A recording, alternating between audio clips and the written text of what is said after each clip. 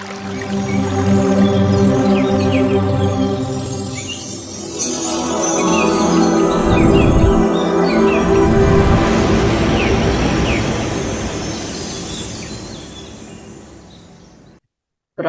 ಪಿತಾಮಹ ಸುಭಾಷ್ ಪತ್ರಿಜಿ ಅವರಿಗೆ ಕೋಟಿ ಕೋಟಿ ಪ್ರಣಾಮಗಳನ್ನ ಸಲ್ಲಿಸುತ್ತಾ ಮಹಾವತಾರ್ ಫೌಂಡೇಶನ್ ವತಿಯಿಂದ ಯೂಟ್ಯೂಬ್ ಮತ್ತು ಝೂಮ್ ವೀಕ್ಷಕರೆಲ್ಲರಿಗೂ ನಮಸ್ಕಾರಗಳನ್ನ ತಿಳಿಸುತ್ತಾ ನಾವು ಲಾಸ್ಟ್ ಟೈಮು ಮೊದಲನೇ ಎಪಿಸೋಡ್ ಅನ್ನ ತಿಳ್ಕೊಂಡ್ವಿ. ಏನ್ ತಿಳ್ಕೊಂಡ್ವಿ? ಇದು ಇಮ್ಮಾರ್ಟಲ್ ಟಾಕ್ಸ್. ಫಸ್ಟ್ ಸ್ವಲ್ಪ ನೋಡ್ಬೇಕಲ್ಲ. ಇಮ್ಮಾರ್ಟಲ್ ಟಾಕ್ಸ್ ಇದು ಶೂನ್ಯ, ಒಂದು ಹನುಮಂತರ ಸಂದೇಶಗಳು. ಇದು ಒಂದು ಪಿಕ್ಚರ್ ಅನ್ನೋದೇನಿದೆ, ಈ ಪಿಕ್ಚರ್ ಅನ್ನೋದು ಬಹಳ ಸಾಧಾರಣವಾಗಿ ನಾವೆಲ್ಲ ಕಡೆ ನೋಡ್ತಾ ಇರ್ತೀವಲ್ವಾ ಹನುಮಂತನದು.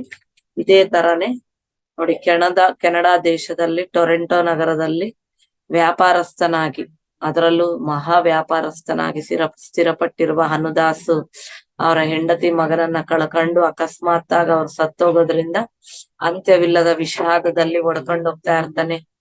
ಅದೇ ಕ್ರಮದಲ್ಲಿ ಕಾರ್ನಲ್ಲಿ ಪ್ರಯಾಣ ಮಾಡ್ಬೇಕಾದಾಗ ಈ ಪಿಕ್ಚರ್ ಏನಿದೆ ಅಲ್ಲ, ಈ ಒಂದು ದೊಡ್ಡ ಕೋತಿಯ ಆಕಾರ ಅವರ ಕಣ್ಣಿನ ಮುಂದೆ ಬರುತ್ತೆ. ಕಣ್ಣಿನ ಮುಂದೆ ಅಂದ್ರೆ ಈಗ ಹಾರ್ಕೊಂತು ಬರ್ತಾ ಇರೋದನ್ನ ಆತ ನೋಡ್ತಾನೆ. ಕಾರ್ ಮುಂದೆ ಪ್ರಯಾಣ ಮಾಡ್ತಾ ಇದ್ದಾಗ ಗಾಳಿನಲ್ಲಿ ಹಾರ್ಕೊಂತ ಆತನಿಗೆ ದರ್ಶನ ಕೊಡುತ್ತೆ ಕೋತಿಯಂತಹ ಆಕಾರ. ಇದೇ ವಿಷಯ ತಮ್ಮ ಗುರುಗಳಿಗೆ ಹೇಳ್ತಾರೆ. ಆ ಗುರುಗಳ ಹತ್ರ ಹೇಳಿದಾಗ ಗುರುಗಳೇನಂತಾರೆ, ಭಾರತ ದೇಶಕ್ಕೆ ಹೋಗಿ ಅಲ್ಲಿನ ಪವಿತ್ರ ಹಿಮಾಲಯಗಳನ್ನ ದರ್ಶಿಸಿ ಅಲ್ಲಿ ಚಿರಂಜೀವಿಯಾಗಿರುವ ಹನುಮಂತರವರಿಂದ ಪ್ರತ್ಯಕ್ಷ ಜ್ಞಾನವನ್ನ ತಗೊಳ್ರಿ ಅಂತ ಸೂಚಿಸ್ತಾರೆ. ಹೀಗೆ ಹನುಮಂತರವರನ್ನ ಹುಡುಕೊಂತ ಹಿಮಾಲಯಗಳಲ್ಲಿರುವ ಮಾತಂಗರ ಗುಡಾರಕ್ಕೆ ಹೊರಟಿರುವ ಹನುದಾಸನಿಗೆ ಟೊರೆಂಟೋನಲ್ಲಿ ಗಾಳಿನಲ್ಲಿ ಏನು ಹಾರ್ಕೊಂತ ಹಾರಾಡ್ತಾ ಕಾಣಿಸಿರ್ತಕ್ಕಂಥ ದೊಡ್ಡ ಕೋತಿಯಂತ ಆಕಾರ ಅಡವಿನಲ್ಲಿರೋ ಮಾತಂಗ ಮಹಿಳೆಯರಿಗೂ ಸಹ ದರ್ಶನ ಕೊಡುತ್ತೆ. ಆಗ ತನ್ಗ ಅನ್ಸುತ್ತೆ, 41 ವರ್ಷಗಳಿಗೊಮ್ಮೆ ಹನುಮಂತರವರು ಸಶರೀರವಾಗಿ ಬಂದು ಈ ಗುಡಾರದ ಪ್ರಜೆಗಳಿಗೆ ನಾಯಕನನ್ನ ಆಯ್ಕೆ ಮಾಡ್ತಾರೆ ಅಂತ ಹೇಳಿ ತಿಳಿಯುತ್ತೆ. ಇದರೊಂದಿಗೆ ಹನುದಾಸ್ ತನ್ನ ಹಿಂದೆ 2 ಸಾಧುಗಳೊಂದಿಗೆ ರಹಸ್ಯವಾಗಿ ಮಾತಂಗರ ಗುಡಾರಕ್ಕೆ ಹೊರಡ್ತಾರೆ. ಈಗ ನಾವು ನೆಕ್ಸ್ಟ್ ಎಪಿಸೋಡ್ಗೆ ಬರ್ತಾ ಇದ್ದೀವಿ. ನೋಡಿ, ಹನುದಾಸೆ ನಮ್ ಹೀರೋ. ಹನುದಾಸ್ ಏನಾದ್ರೂ ಬಚ್ಚಿಟ್ಕೊಂಡ್ ಇವೆಲ್ಲ ನೋಡಿ ಕೇಳಿಸ್ಕೊಂಡಿದ್ದಿಲ್ಲ ಅಂದ್ರೆ ನಮ್ಗೆ ಈ ಒಂದು ಪುಸ್ತಕ ಇಲ್ಲ, ಈ ಜ್ಞಾನ ಇಲ್ಲ. ಆ ಹನುದಾಸ ಬೃಂದ ಏನ್ ಮಾಡತ್ತೆ, ಮಾತಂಗರ ಗುಡಾರಕ್ಕೆ ಸೇರ್ಕೊಂಡು ಯಾರ ಕಣ್ಣಿಗೂ ಬೀಳ್ಲಾರ್ದ ಒಂದು ಮರದ ಹಿಂದೆ ಬಚ್ಚಿಟ್ಕೊಂಡೇ ಅಲ್ಲಿ ನಡೆಯೋದನ್ನೆಲ್ಲ ಪರಿಶೀಲನೆ ಮಾಡ್ತಾ ಇದ್ದಾರೆ. ಅವ್ರ ಹತ್ರ ಎಷ್ಟು ಸಹನೆ, ಎಷ್ಟು ಶ್ರದ್ಧೆ ಇದ್ರೆ ಅಲ್ಲೆಲ್ಲೋ ನಡೀತಾ ಇರೋ ವಿಷಯಗಳನ್ನೆಲ್ಲ ಅವರು ಅಲ್ಲೇ ಬಚ್ಚಿಟ್ಕೊಂಡು ಕೇಳ್ತಾ ಇರ್ಬೇಕು. ಅಷ್ಟು ಜ್ಞಾನ, ಆ ಸಂದೇಶವನ್ನೇ ನಮ್ಗೆ ಕೊಟ್ಟಿದ್ದಾರೆ ಅಂದ್ರೆ ಅವ್ರಿಗೆ ನಾವ್ ಎಷ್ಟು ಕೋಟಿ ಕೃತಜ್ಞತೆಗಳು ಸಲ್ಲಿಸ್ಬೇಕು. ಇದು ನಡೆದಿರೋ ಕತೆ. ಇದು ಒಂದು ಹಿಮಾಲಯ ತಪ್ಪಲಿನಲ್ಲಿ ಮಾತಂಗರ ಒಂದು ಗಿರಿಜನರು ಅಂತ ಏನ್ ಕರಿತೀವಿ, ಅವರ ಒಂದು ಮಾತಂಗರು ಎಂತ ಸ್ಥಿತಿನಲ್ಲಿ ಅವರು ಇದ್ರೆ ಅವ್ರಿಗೆ ಹನುಮಂತರೇ ಬಂದು ಇವನ್ನೆಲ್ಲ ಬೋಧಿಸ್ತಾರ ಮಾಸ್ಟರ್. ಅವ್ರಿಗೆ ಮತ್ತೊಮ್ಮೆ ನಮನಗಳನ್ನ ಸಲ್ಲಿಸುತ್ತಾ ಈ ಒಂದು ಸಾಯಂ ಸಮಯದಲ್ಲಿ ಅವ್ರೇನ್ ಮಾಡ್ತಾರೆ, ಒಂದು ಗುಡಾರದ ಒಂದು ಮಧ್ಯದಲ್ಲಿ ಒಂದು ಸಮಾವೇಶವನ್ನ ಅಂದ್ರೆ ಒಂದು ಮೀಟಿಂಗ್ ಏರ್ಪಾಟ್ ಮಾಡ್ಕೊಂತಾರೆ. ಅವ್ರಿಗೆ ಆ ಗುಡಾರಕ್ಕೆ ಸೇರಿರುವ 2 ಮಹಿಳೆಯರ ಮಧ್ಯೆ ಏರ್ಪಟ್ಟಿರುವ ಒಂದಾನೊಂದು ಸಮಸ್ಯೆ, ಆ ಸಮಸ್ಯೆಯನ್ನ ಚರ್ಚಿಸ್ಬೇಕಂತ ಹೇಳಿ ಗ್ರಾಮಸ್ಥರೆಲ್ಲ ಒಂದು ಕಡೆ ನೆಲದ ಮೇಲೆ ಕುತ್ಕೊಂಡಿರ್ಬೇಕಾದಾಗ ತಮ್ಮ ಗ್ರಾಮ ದೇವತೆಯ ಎದುರಾಗಿರುವ ಆಸನ ಅವರ ಹನುಮಂತರಿಗೋಸ್ಕರ ಸಿದ್ಧ ಮಾಡಲ್ಪಟ್ಟಿರುತ್ತದೆ. ಆ ಆಸನಕ್ಕೆ ಹತ್ತಿರದಲ್ಲೇ ಇನ್ನೊಂದು ಆಸನ. ಆ ಆಸನದ ಮೇಲೆ ಯಾರು ಕುತ್ಕೊಂಡಿರ್ತಾರೆ ಅಂದ್ರೆ, ಒಂದು ಬಿಳಿಯಾದ ಗಡ್ಡದೊಂದಿಗೆ, ಗಂಭೀರವಾದ ಆಕಾರದೊಂದಿಗೆ, ಚುರುಕಾದ ನೋಟದೊಂದಿಗೆ ಕೂಡಿರುವ ಆ ಗುಡಾರದ ಒಬ್ಬ ದೊಡ್ಡ ಬಾಬಾ ಅಂತ ನಾವು ಕರಿತೀವಿ. ಬಾಬಾ ಅಲ್ಲಿ ಕುಳಿತುಕೊಂಡಿರ್ತಾನೆ. ಅಲ್ಲಿ ಸುಚೇತ ವಿಚೇತ ಅನ್ನುವ 2 ಮಹಿಳೆಯರು ಯಾರ್ಗವ್ರೆ ಅನ್ಕಂತ ಇರ್ತಾರೆ. ಚಿತ್ತ ಅನ್ನುವ ಒಂದು ಹಸಿಗೂಸು ಇರುತ್ತೆ. ಅದನ್ನ ನನ್ನ ಮಗ ಅಂತ ವಾದಿಸ್ತಾ ಇರ್ತಾರ ಅವ್ರು. ಆ ಹಸಿಗೂಸ್ಗೋಸ್ಕರ ಇಬ್ರು ಎದೆ ಹೊಡ್ಕೊಂಡು ಅಳ್ತಾ ಇರ್ತಾರೆ. ನನ್ನ ಮಗ ಅಂತ ಹೇಳಿ ರೋಧಿಸ್ತಾ ಇರ್ತಾರೆ. ಅಲ್ಲಿನ ವಾತಾವರಣ ಎಲ್ಲ ಬಹಳ ಗಂಭೀರವಾಗಿ ಇರುತ್ತದೆ. ಇಬ್ಬರ ವಾದಗಳೆಲ್ಲ ಸಾವಧಾನವಾಗಿ ಅಂದ್ರೆ ಸಮಾಧಾನವಾಗಿ ಕೇಳ್ತಾ ಇರ್ತಾರೆ. ಬಾಬಾನು ಹೇಳ್ತಾನೆ ಬಾಬಾ ಏನಂತಾನೆ ಅಂದ್ರೆ, ಇವರಿಬ್ಬರದ್ದು ಕತೆ ಕೇಳ್ಬಿಟ್ಟು, ಪವಿತ್ರ ಆತ್ಮರೇ, 1 ವರ್ಷದ ಕೆಳಗಡೆ ಸುಚೇತ ಈ ಮಗುವಿಗೆ ಜನ್ಮವನ್ನ ಕೊಟ್ಟಿದ್ದಾಳೆ ಅಂತ ನಮ್ಮೆಲ್ಲರಿಗೂ ಗೊತ್ತು. ಆದರೆ ಗತ ಪೌರ್ಣಮಿ ದಿನದಿಂದ ಆ ರಾತ್ರಿಯಿಂದಲೇ ವಿಚೇತನಿಗೆ ಆ ಮಗುವಿನ ಬಗ್ಗೆ ಮಾತೃಭಾವನೆ ಹುಟ್ಟೋದಷ್ಟೇ ಅಲ್ಲದೆ ಚಿತ್ತನಿಗೆ ತಾನು ಜನ್ಮ ಕೊಟ್ಟಿದಂತೆ ನೆನಪುಗಳು ಬರ್ತಾ ಇದ್ದಾವೆ. ನೋಡಿ, ಇಲ್ಲಿ ಇಬ್ಬರ ಕತೆ, ಒಂದು ಸುಚೇತ ವಿಚೇತ. ಸುಚೇತ ಜನ್ಮ ಕೊಟ್ರ ತಾಯಿ, ಆದ್ರೆ ವಿಚೇತಳಿಗೆ ಏನನ್ಸುತ್ತೆ, ನಾನೇ ಜನ್ಮ ಕೊಟ್ಟಿದ್ದೀನಿ ಅಂತ ಆಕಿ ನೆನಪುಗಳು ಬರ್ತಾ ಇದ್ದಾವೆ. ಅಂದ್ರೆ ನನ್ನ ಮಗ ಅಂತ ಅಳ್ತಾಳಲ್ವ ಆಕಿ. ಹಂಗೆ ಈ ಒಂದು ಗೊಂದಲ ಸಾಲದಂದಂಗೆ ಆ ಹಸಿಕೂಸು ಸಹ ಏನ್ ಮಾಡ್ತಾ ಇದೆ, ಸುಚೇತ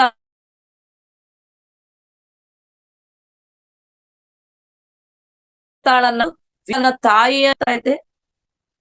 ಆ ಕೂಸಿನ ಹೆಸರೇ ಚಿತ್ತ.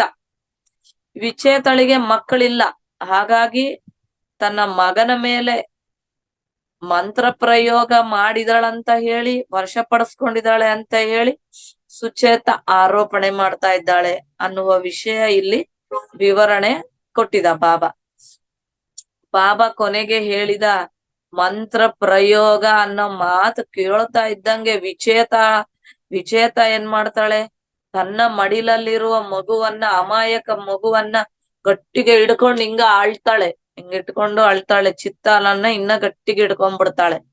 ಗುಡಾರಕ್ಕೆ ದೊಡ್ಡವನು ಅಂತ ಅನುಭವಸ್ಥನಾಗಿರ್ತಕ್ಕಂತ ಬಾಬಾ ಆ ಇಬ್ಬರ ತಾಯಂದಿರ ಒಂದು ಭಾವೋದ್ವೇಗಗಳನ್ನ ಆತ ಅರ್ಥ ಮಾಡಿಕೊಳ್ಳಬಲ್ಲ.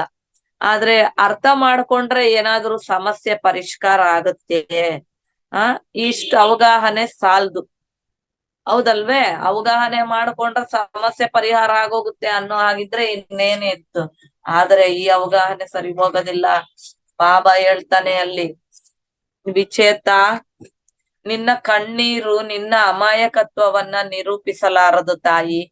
ಸತ್ಯ ಮಾರ್ಗದಲ್ಲಿ ನಡೆಯುವ ಈ ಗುಡಾರದ ಪ್ರಜೆಗಳಾದ ಮಾತಂಗರಿಗೂ ನಮ್ಮ ಸಹಚರರಾದ ಜಂತು ಪಕ್ಷಿ ಜಲಚರಕ್ಕೂ, ನೋಡಿ ಇಲ್ಲಿ ಎಷ್ಟು ಚೆನ್ನಾಗಿ ಹೇಳ್ತಾ ಇದ್ದಾನೆ ಬಾಬಾ. ಹೇಳೋ ವಿಚಾರಗಳನ್ನ ಚೆನ್ನಾಗಿ ಕೇಳ್ಬೇಕು ನಾವೆಲ್ಲ ಕೇಳ್ಕೋಬೇಕು.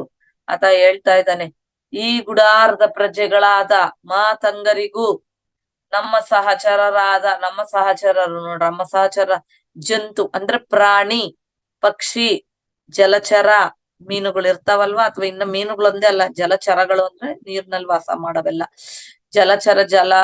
ಜಲಚರ ಆ ಜಲಕ್ಕೂ ಈ ಪ್ರಪಂಚದಲ್ಲಿ ನಡೆಯುವ ಎಲ್ಲ ವಿಷಯಗಳಿಗೂ ಸಾಕ್ಷಿಗಳಾಗಿರುವ ಅಷ್ಟ ದಿಕ್ಪಾಲಕರಿಗೂ, ನಾವು ಶ್ವಾಸಿಸುವ ಗಾಳಿಗೂ, ನಮ್ಮನ್ನ ಈ ಲೋಕಕ್ಕೆ ಪ್ರಕಟಿಸಿರುವ ಸೂರ್ಯನಿಗೂ, ಮತ್ತು ಈ ಸೃಷ್ಟಿಯಲ್ಲಿ ಇರುವ ಪ್ರತಿಯೊಂದು ಅಣುವಿಗೂ ಚಿತ್ತನನ್ನ 9 ತಿಂಗಳು ಗರ್ಭದಲ್ಲಿ ಇಟ್ಟುಕೊಂಡು ಹಡೆದಿರುವ ತಾಯಿ ಸುಚೇತ ಅಂತ ಹೇಳ್ಬಿಟ್ಟು ಎಲ್ಲರಿಗೂ ಗೊತ್ತು. ತನ್ನ ಸ್ತನ್ಯದೊಂದಿಗೆ ಸುಚೇತ ಮಗುವಿಗೆ ಪೋಷಣೆಯನ್ನ ಮಾಡ್ತಾ ಇದ್ದಾಳೆ ಅನ್ನೋ ಸತ್ಯ ಕೂಡ ಎಲ್ಲರಿಗೂ ತಿಳಿದಿದೆ. ಅಂತಹ ಒಂದು ಹಡೆದ ತಾಯಿ ಇಂದ ಆ ಒಂದು ತಾಯಿಯ ಒಂದು ಮಡಿಲಿನಿಂದ ಮಗುವನ್ನ ಬೇರೆ ಮಾಡ್ಲಿಕ್ಕೆ ನೀನೇನ್ ಮಾಯ ಮಾಡಿದ್ದೀಯಾ, ಹೀಗೆ ಇತರರ ಮಕ್ಕಳನ್ನ ಎಳ್ಕೊಳ್ಳೋದು, ಹೌದಲ್ವಾ? ಇತರರ ಮಕ್ಕಳನ್ನ ಬೇಕಂತ ಕೇಳೋದು ತಪ್ಪು ಅಂತ ನಿನ್ಗೆ ಗೊತ್ತಿಲ್ವಾ? ನೆನಪು ಮಾಡ್ಕೋ ವಿಚೇತ. ನಾವು ನಮ್ಮ ದೈವ ಹನುಮಂತರವರು ಇಲ್ಲಿ ಪ್ರತ್ಯಕ್ಷವಾಗಿ ಇಲ್ಲದೆ ಇರಬಹುದು, ಆದರೆ ಅವರು ಎಲ್ಲವನ್ನ ಗಮನಿಸ್ತಲೇ ಇರ್ತಾರೆ. ಅಂತ ಹೇಳ್ಬಿಟ್ಟು ಬಾಬಾ ಹೇಳ್ತಾ ಇದ್ದಾನೆ.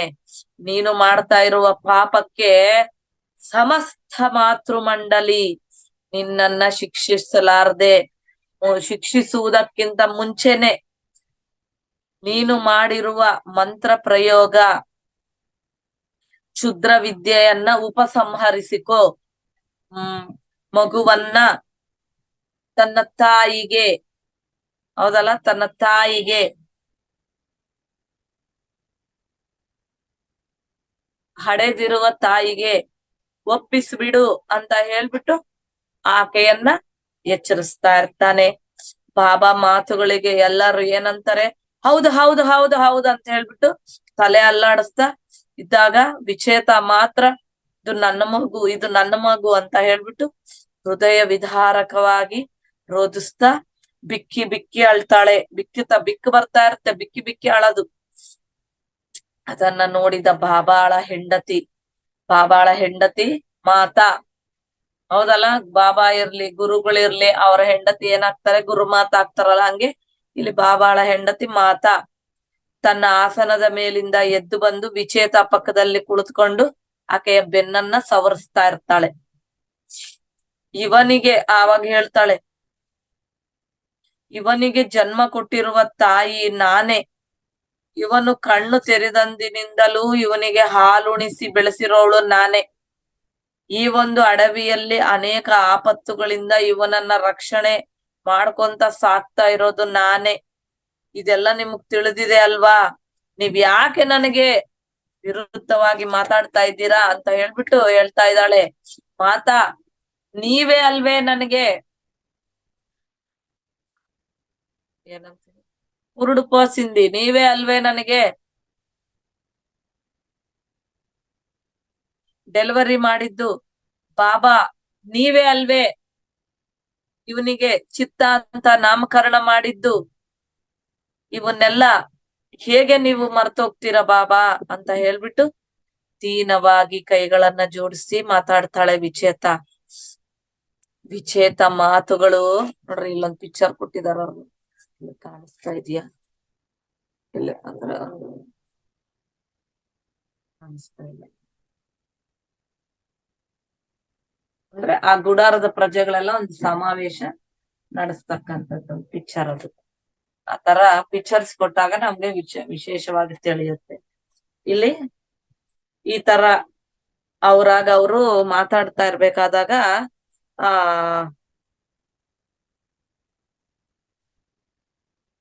ವಿಚೇತನ ಮಾತುಗಳು ಕೇಳ್ತಾ ಇದ್ದಂಗೆನೆ ಸಿಟ್ಟಾಗ್ಬಿಡ್ತಾಳೆ ಸುಚೇತ. ಸಿಟ್ಟಾಗ್ಬಿಟ್ಟು, ಅವರೇ ದುರ್ಮಾರ್ಗಿ, ನೀನ್ ಎಷ್ಟು ಮಾಯೆಯಲ್ಲಿ ಜೀವನ ಮಾಡ್ತಾ ಇದೀಯ, ನಿನ್ನ ಹುಚ್ಚು ಮಾತುಗಳನ್ನೆಲ್ಲ ನೀನ್ ಕಟ್ಟಿಡ್ಬೇಕು, ಕಟ್ಟಿಟ್ಟು ನನ್ನ ಮಗನನ್ನ ನನಗೆ ಕೊಟ್ಟುಬಿಡು ಅಂತ ಹೇಳ್ಬಿಟ್ಟು ಹೇಳ್ತಾಳೆ. ಗಟ್ಟಿಗೆ ಹೇಳ್ತಾ ಇದ್ದಾಳೆ. ಸುಚೇತನನ್ನ ನಿಲ್ಲಿಸ್ತಾ ಬಾಬಾ ಹೇಳ್ತಾನೆ, ಒಂದು ವೇಳೆ ಏನಾದರೂ ದುಷ್ಟಶಕ್ತಿ ನಮ್ಮ ಗುಡಾರದ ಮೇಲೆ ಪ್ರಯೋಗ ಮಾಡಲ್ಪಟ್ಟಿದೆಯೇ, ಈ ಸಮಸ್ಯೆಯನ್ನ ಅದು ಸೃಷ್ಟಿಸಿದೆಯೇ ಅಂತ ಹೇಳ್ಬಿಟ್ಟು ಮಾತಾಳೊಂದಿಗೆ ವಿಚಾರ ಮಾಡ್ತಾನೆ. ಆವಾಗ ಸಾಕ್ಷಾತ್ ಹನುಮಂತರವರೇ ನಮ್ಮನ್ನ ಕಾಪಾಡ್ತಾ ಇರ್ಬೇಕಾದಾಗ, ನಮ್ಮನ್ನ ರಕ್ಷಣೆ ಮಾಡ್ತಾ ಇರ್ಬೇಕಾದಾಗ ಯಾವ ಒಂದು ದುಷ್ಟಶಕ್ತಿ ನಮ್ಮ ಗುಡಾರದ ಮೇಲೆ ತಾಕಬಲ್ಲದು ಅಂತ ಹೇಳ್ಬಿಟ್ಟು ಮಾತಾ ಧೈರ್ಯವಾಗಿ ಹೇಳ್ತಾಳೆ. ಮಾತಾ ಧೈರ್ಯವಾಗಿ ಹೇಳಿದಾಗ ಈ ಸಮಸ್ಯೆಯಿಂದ ನಮ್ಮೆಲ್ಲರ ಮತಿಗಳು ಭ್ರಮೆಯಿಂದ ಆಗ್ಬಿಟ್ಟಿದಾವೆ. ಈಗ ನಾವು ಇದನ್ನ ಪರಿಷ್ಕಾರ ಮಾಡ್ಕೋಬೇಕು.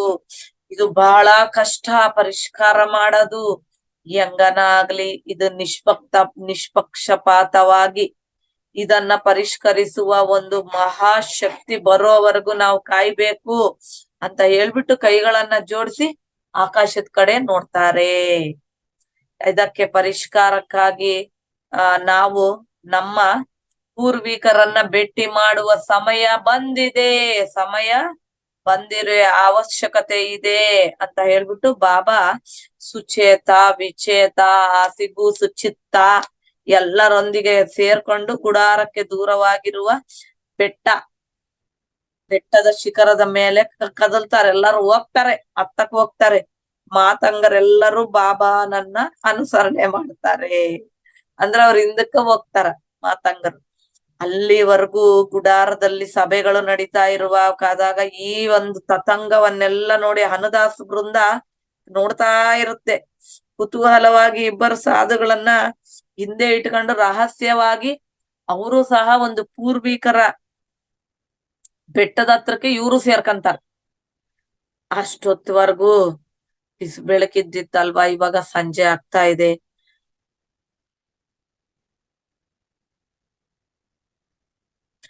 ಸಂಜೆ ಆದ್ಮೇಲೆ ಕತ್ಲಾಗ್ಬಿಡುತ್ತಲ್ವಾ. ಇವಾಗ ಆ ಶಿಖರ ಹತ್ತುತ್ತಾ ಇರೋದೇನೋ ಮಾತಂಗರ್ಗ ಅಭ್ಯಾಸನೇ, ಅವ್ರ ಹೆಂಗೋ ಹತ್ತುತ್ತಾ ಇದ್ದಾರೆ. ಆದ್ರೂನು ಕತ್ತಲಾದ್ಮೇಲೆ ಅವ್ರಿಗೂ ಕಷ್ಟನೇ ಆಗುತ್ತಲ್ವಾ.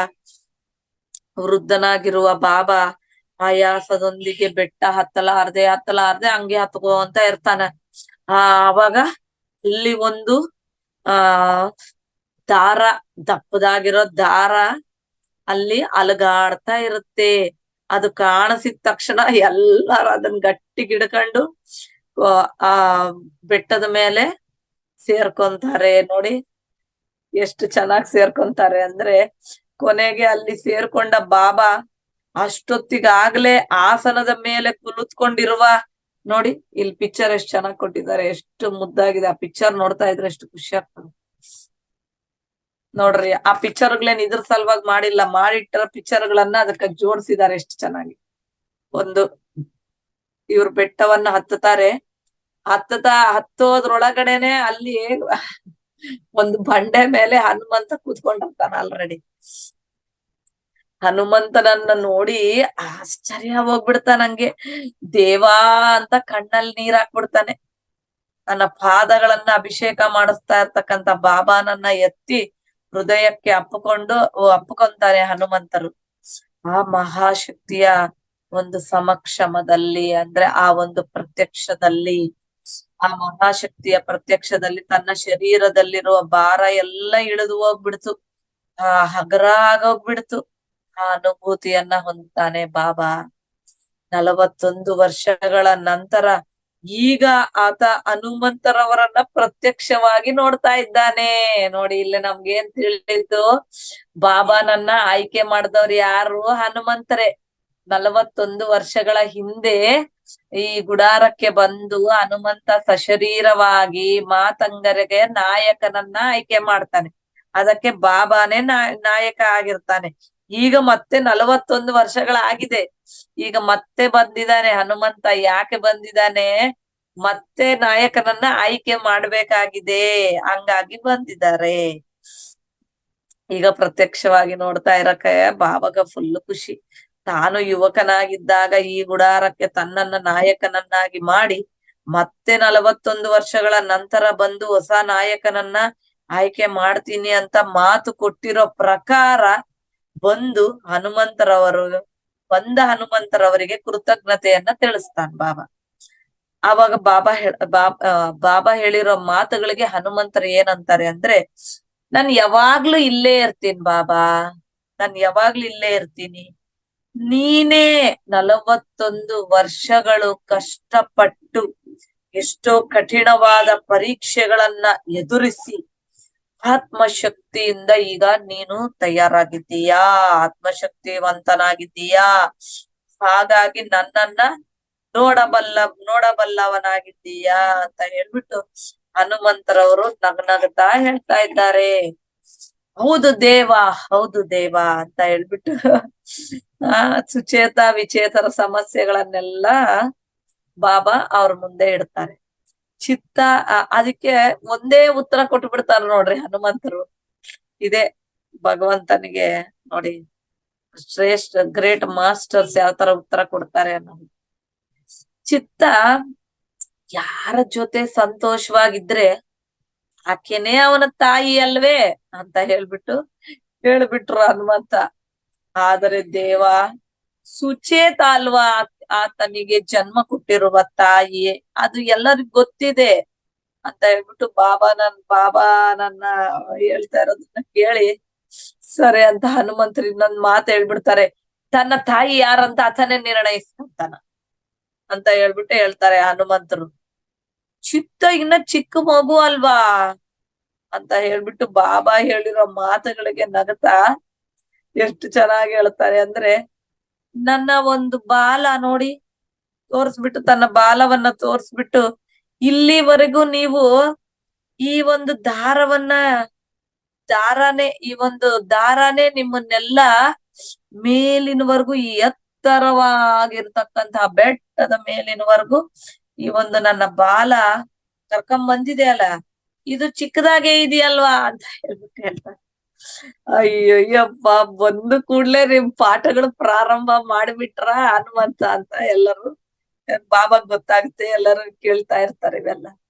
ಸರಿ, ಹಸಿಗೂಸು ಅಂತ ಅನ್ಕೊಂತ ಇರುವ ಚಿತ್ತ ಇಲ್ಲಿ ಇರುವ ಮಾತಂಗರೆಲ್ಲರಿಗಿಂತಲೂ ಸಹ ಪರಿಣಿತಿ ಹೊಂದಿರುವ ಆತ್ಮ. ಹನುಮಂತರು ಹೇಳ್ತಾ ಇದ್ದಾರೆ, ಇದು ಇಲ್ಲಿರುವ ಎಲ್ಲ ಮಾತಂಗರು ಎಷ್ಟು ಜನ ಇದ್ದಾರೋ ಎಲ್ಲರಿಗಿಂತಲೂ ಪರಿಣಿತಿ ಹೊಂದಿರುವ ಆತ್ಮ. ಅದಕ್ಕೆ ಇಷ್ಟಕ್ಕೂ ಮುಂಚೆ ಎಷ್ಟೋ ಜನ್ಮಗಳ ಅನುಭವ ಜ್ಞಾನವನ್ನು ಹೊಂದಿರುವ ವೃದ್ಧಾತ್ಮ. ನೋಡಿ, ಅನುಭವ ಜ್ಞಾನವನ್ನ ಹೊಂದಿರುವ ವೃದ್ಧಾತ್ಮ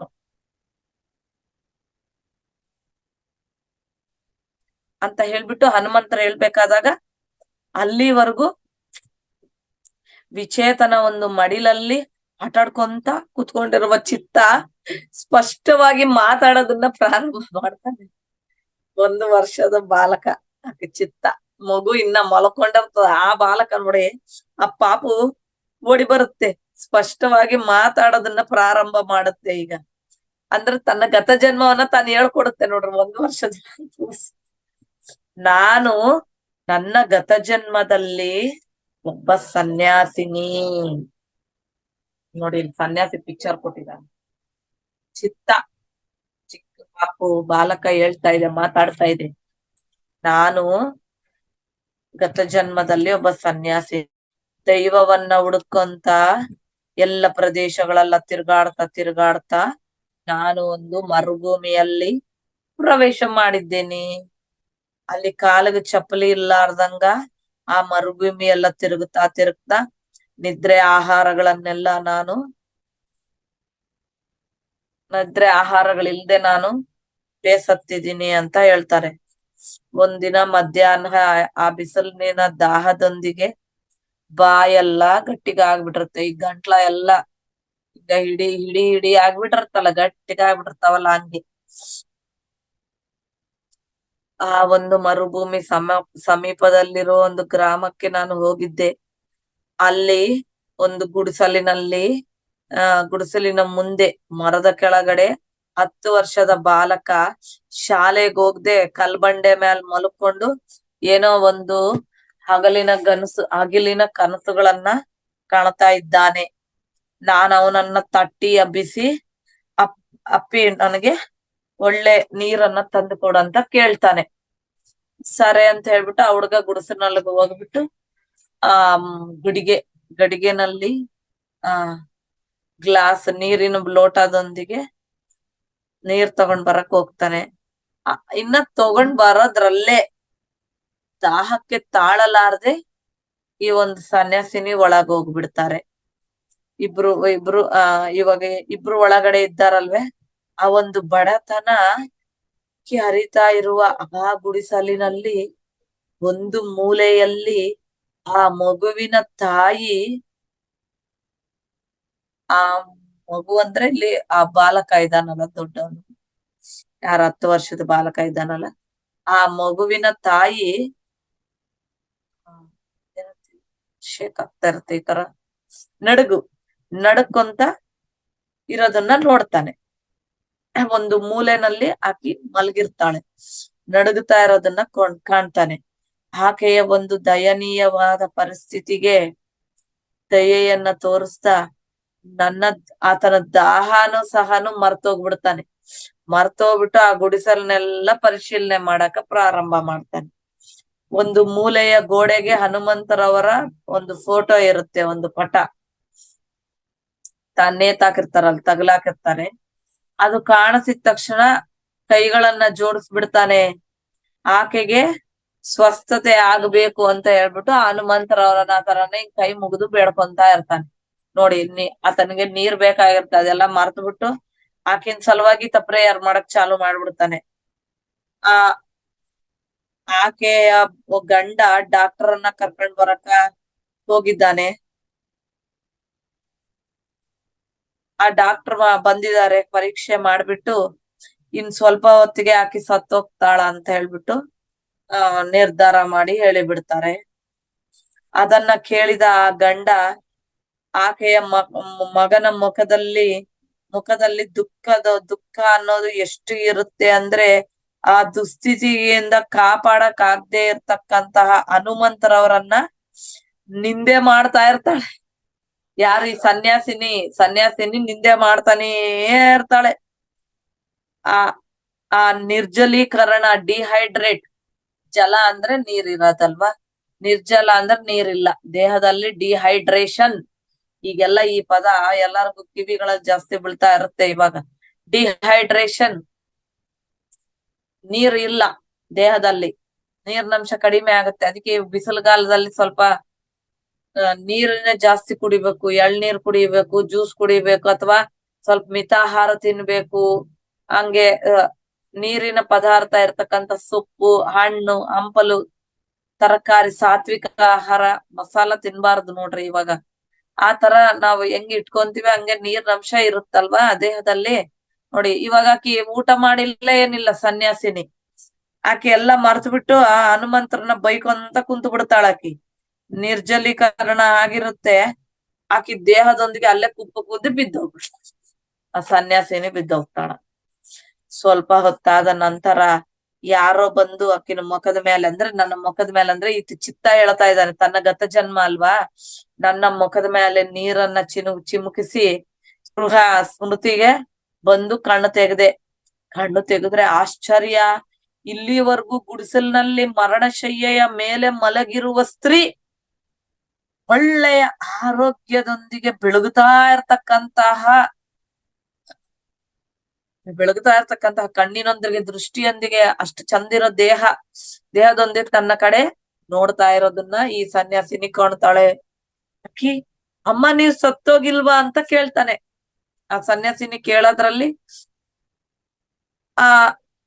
ಆಕಿ ಮಾತಾಡ್ತಾ, ಅಯ್ಯೋ ನಾವು ಬೆಳಿಗ್ಗೆನೆ ಹೊಲಕ್ ಹೋಗಿದೀವಿ, ಊಟ ಮಾಡ್ಬೇಕು, ಅಡಿಗೆ ಮಾಡ್ಬೇಕಂತ ಹೇಳಿ ನಾವು ಮನೆಗ್ ಬಂದಿದೀವಿ. ನಾವು ಬರೋದ್ರಲ್ಲಿ ಈಗ ನೀವ್ ಈ ತರ ಮಲ್ಕೊಂಡ್ ಬಿಟ್ಟಿದ್ದೀರಾ, ಅಂದ್ರೆ ಬಿದ್ದು ಬಿಟ್ಟಿದ್ದೀರಾ, ಕಣ್ಣು ತಿರುಗ್ ಬಿದ್ದಿದ್ದೀರಾ, ಒಳ್ಳೆ ನೀರು ನಿಮ್ಗೆ ಕೊಡ್ಬೇಕಂತ ಹೇಳ್ಬಿಟ್ಟು ನಾವೇನ್ ಮಾಡಿದೀವಿ, ನಿಮ್ಗೆ ಎಬ್ಬಿಸ್ತಾ ಇದೀವಿ ಅಂತ ಹೇಳ್ಬಿಟ್ಟು ಮಾತಾಡ್ತಾ ಆ ಗ್ಲಾಸ್ ಲೋಟನಲ್ಲಿ ನೀರ್ ಇರುತ್ತಲ್ವೇ ಅದನ್ನ ಆಕಿನ್ ಕೈಯಾಗ ಇಟ್ಟು ಬಿಡ್ತಾರೆ ಲೋಟನ. ದೂರವಾಗಿ ಇರುವ ಮಗ ಮಧ್ಯಾಹ್ನದ ಭೋಜನಕ್ಕಾಗಿ ಸ್ಕೂಲ್ನಿಂದ ಇನ್ನ ಅವಾಗ ಬಂದು ಆಟ ಆಡ್ಕೊಂತ ಇದ್ದಾನೆ. ಆದರೆ ಇಲ್ಲಿವರೆಗೂ ನೋಡಿದ್ದೆಲ್ಲ ಇದೇನು ನಿಜಾನ ಸುಳ್ಳ ಅನ್ನೋದು ಈತನಿಗೆ, ಅಂದ್ರೆ ನಿಜಾನ ಸುಳ್ಳ ಅನ್ನೋದಿಲ್ಲ, ಇಲ್ಲಿವರೆಗೂ ನೋಡಿದ್ದೆಲ್ಲ ನಾನು ಕನಸ ಅಂತ ಹೇಳ್ಬಿಟ್ಟು ಆತ ಗಬ ಅಂತ ಗುಡಿಸಲೊಳಗಡೆ ಓಡಾಕ್ತದೆ. ಯಾರು? ಸನ್ಯಾಸಿನಿ. ಹೋಗ್ತಾನೆ, ಬೇಡ, ಅಲ್ಲಿ ನೀರಿನ ಒಂದು ಗಡಿಗೆ ಅಲ್ಲೇ ಆದ, ಆ ಪಕ್ಕದಲ್ಲೇ ಹನುಮಂತರವ್ರ ಫೋಟೋ ಏನ್ ತಗಲಾಕಿರ್ತಾರ ಚಿತ್ರಪಟ ಅದ ಅಲ್ಲೇ ಆದ. ಆದ್ರೆ ಮರಣಶಯ್ಯ ಮೇಲೆ ಮಲಗಿರ್ತಕ್ಕಂತಹ ಅಕ್ಕಿ ಮಾತ್ರ ಅಲ್ಲಿಲ್ಲ. ಅಯ್ಯೋಮಯ್ಯ, ಅಸ್ತವ್ಯಸ್ತ ಆಗ್ಬಿಟ್ಟಿರುತ್ತೆ ಆತನಗ. ಏನಪ್ಪಾ ಇದು ಹಿಂಗಾಯ್ತಲ್ವೇ ಅಂತ ಹೇಳ್ಬಿಟ್ಟು ತನಗೆ ತಾನೇ ಪ್ರಶ್ನೆ ಮಾಡ್ಕೊಂತಾನೆ. ಅವ್ರನ್ನೇ ಏನೇನೋ ಪ್ರಶ್ನೆಗಳು ಕೇಳ್ತಾ ಇದ್ದಾನೆ. ಈ ಒಂದು ಮಾರ್ಮಿಕ ಶಕ್ತಿಗಳು ಉಂಟಾಗಿರುವ ಸನ್ಯಾಸಿನಿ ಅಂತ ಹೇಳ್ಬಿಟ್ಟು ಅವ್ರು ತಿಳ್ಕೊಂಡು, ಅಯ್ಯೋ ನಮ್ಗೇನು ಮಾಡ್ಬೇಡ್ರಿ ಅಂತ ಭಯ ಪಟ್ಕೊಂತ ಅವ್ರ ಕಾಲಿಗೆ ನಮಸ್ಕಾರ ಇಡ್ತಾ ತಮ್ಮನ್ ಕಾಪಾಡ್ಬೇಕಂತ ಕೇಳ್ಕೊಂತ ಇರ್ತಾರೆ ಆ ಒಬ್ಬ ದಂಪತಿಗಳು. ಅವರೊಂದು ಗೊಂದಲ, ಅಯೋಮಯ, ಕಳವಳಕ್ಕೆ ಗುರಿಯಾಗಿರ್ತಕ್ಕಂತ ಮನಸ್ಸಿನೊಂದಿಗೆ ಮತ್ತು ಆರೋಗ್ಯದಿಂದ ಇರುವ ಆಕೆಯನ್ನ ರೋಗಿಷ್ಟಿಯಾಗಿ ನೋಡಿದ ಪಶ್ಚಾತ್ತಾಪದೊಂದಿಗೆ ನಾನು ಅಲ್ಲಿಂದ ಹೊರಟು ಬಿಟ್ಟೆ ಅಂತ ಹೇಳ್ಬಿಟ್ಟು, ನೋಡಿ ಚಿತ್ತ ಹೇಳ್ತಾ ಇದ್ದಾನೆ, ಗತ ಜನ್ಮತ್ತಿದ್ದು. ಅಲ್ಲಿಂದ ಹೊರಟು ಊರಿನ ಕೊನೆಯ ಹತ್ತಿರ ಒಂದು ಕೆರೆ ಇರುತ್ತೆ, ಆ ಕೆರೆ ಪಕ್ಕದಲ್ಲಿರುವ ಮರದ ಒಂದು ನೆರಳಿನಲ್ಲಿ ಕುತ್ಕೊಂಡು ಕಣ್ಣು ಮುಚ್ಕೊಂತಾನೆ. ನೋಡಿ ಈ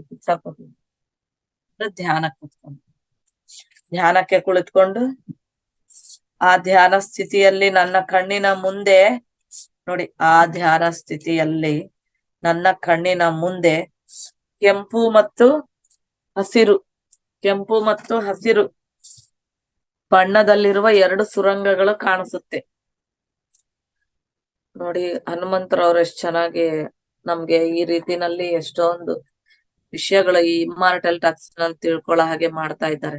ನೋಡಿ ಧ್ಯಾನ ಕುತ್ಕೊಂಡಾಗ ನಾವಾದ್ರೂ ನಮ್ಗೊಂದು ಸುರಂಗ ಮಾರ್ಗ ಕಾಣಿಸ್ತಾ ಇರ್ತೀವಿ. ಎಷ್ಟೊಂದ್ ಜನಕ್ಕೆ ಕಾಣಿಸುತ್ತೆ, ಜಾಸ್ತಿ ಜನಕ್ಕೆ ಹಿಂಗ ರಿಂಗ್ ಆಗಿ ತಿರ್ಕಂತ ಇರ್ತದೆ, ಗುಂಡಕ್ಕೆ ಹಿಂಗ ತಿರುಗ್ತಾ ಅದೊಂದು ಸುರಂಗ ಅಲ್ವಾ? ಹಿಂಗೆ ಸುರಂಗ ಅದೇ ಯಾವ ತರ ಕತ್ತಲೆ ಆಕಾರದಲ್ಲಿ ತಿರುಗ್ತಾ ನಾವ್ ಅದ್ರೊಳಗ ಪ್ರಯಾಣ ಮಾಡ್ತಾ ಇದ್ದಂಗೆ, ಅಂದ್ರೆ ನಾವ್ ಅದ್ರೊಳಗ ಹೋಗ್ತಾ ಇದೀವಿ ಅಂತಾನೆ ಅರ್ಥ.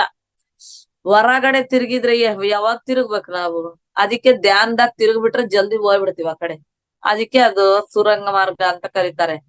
ಆ ತರ ನಮ್ಗೆ ಹೆಂಗ್ ಕಾಣಿಸ್ತಲ್ಲ ಇಲ್ಲಿ ಆತ ಧ್ಯಾನ ಕುತ್ಕೊಂಡಾಗ ಸನ್ಯಾಸಿನಿ ಒಂದು ಕೆಂಪುದು ಒಂದು ಹಸರದು 2 ಸುರಂಗಗಳು ಗುಂಡ್ಕ ರಿಂಗ್ ಅಂತ ತಿರುಗ್ತಾ ಇರೋದೆಲ್ಲ ಸುರಂಗ ಕಾಣಿಸ್ತ.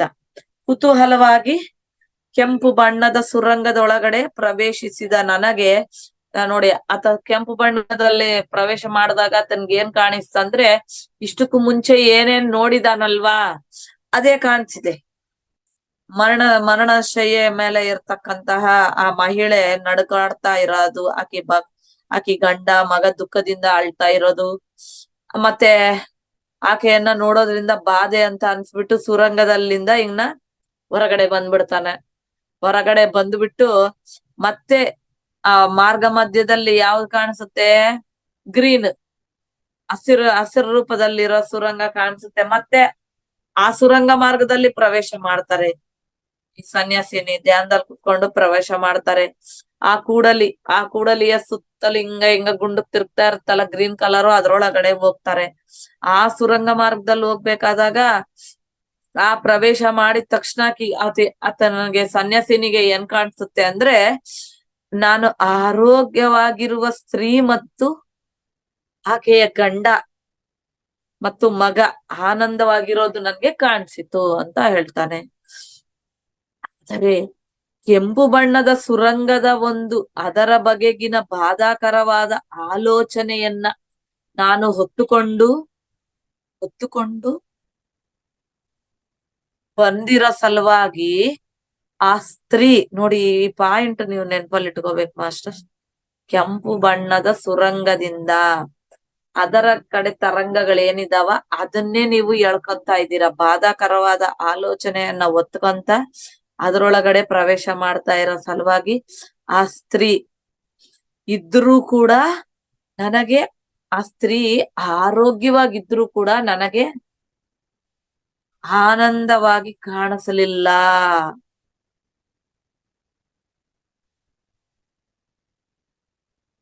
ಆದರೆ ನಾನು ಆ ಕೆಂಪು ಬಣ್ಣದ ಸುರಂಗದಿಂದ ಪೂರ್ತಿಯಾಗಿ ಹೊರಗಡೆ ಬಂದು ಆ ನೆನಪುಗಳಿಂದ ಪೂರ್ತಿಯಾಗಿ ಬಿಟ್ಟು ಮತ್ತೆ ಆ ಹಸಿರಿನ ಬಣ್ಣದ ಸುರಂಗದೊಳಗಡೆ ಹೋದೆನು. ಸ್ವಚ್ಛವಾದ ನೋಡಿ, ಇಲ್ಲಿ ಬಿಡ್ಬೇಕು, ಬಿಟ್ರೇನೆ ಸಿಗುತ್ತೆ ಮಾಸ್ಟರ್ಸ್, ನೆನ್ಪಿಟ್ಕೊಳ್ಳಿ. ಅದು ಪೂರ್ತಿಯಾಗಿ ಬಿಟ್ಟು ಆತ ಇನ್ನ ಹಸಿರು ಬಣ್ಣದ ಸುರಂಗದೊಳಗ ಹೋಗ್ತಾನ. ಸ್ವಚ್ಛವಾದ ಮನಸ್ಸಿನೊಂದಿಗೆ ಇರೋ ನನಗೆ ಸಹ ಅವರ ಆನಂದದಲ್ಲಿ ಭಾಗಿಯಾದೆ. ನಾನು ಅವಾಗ ನಾನು ಸ್ವಚ್ಛವಾದ ಮನಸ್ಸಿನೊಂದಿಗೆ ಇದ್ದಿದ್ ಸಲುವಾಗಿ ನಾನು ಅವರ ಆನಂದದಲ್ಲಿ ಭಾಗಿಯಾಗಿದ್ದೇನೆ. ಅಂದರೆ ಜೀವನದಲ್ಲಿ ಯಾವುದೇ ಘಟನೆ ನಡೆದರೂ ಸಹ ನಮ್ಮ ಕಣ್ಣು ಮುಂದೆ ಯಾವುದೇ ಘಟನೆ ನಡೆದ್ರು ಅದಕ್ಕೆ ವಿರುದ್ಧವಾಗಿರ್ತಕ್ಕಂತ ಘಟನೆ ಆ ಪಕ್ಕದಲ್ಲೇ ವಾಸ್ತವವಾಗಿ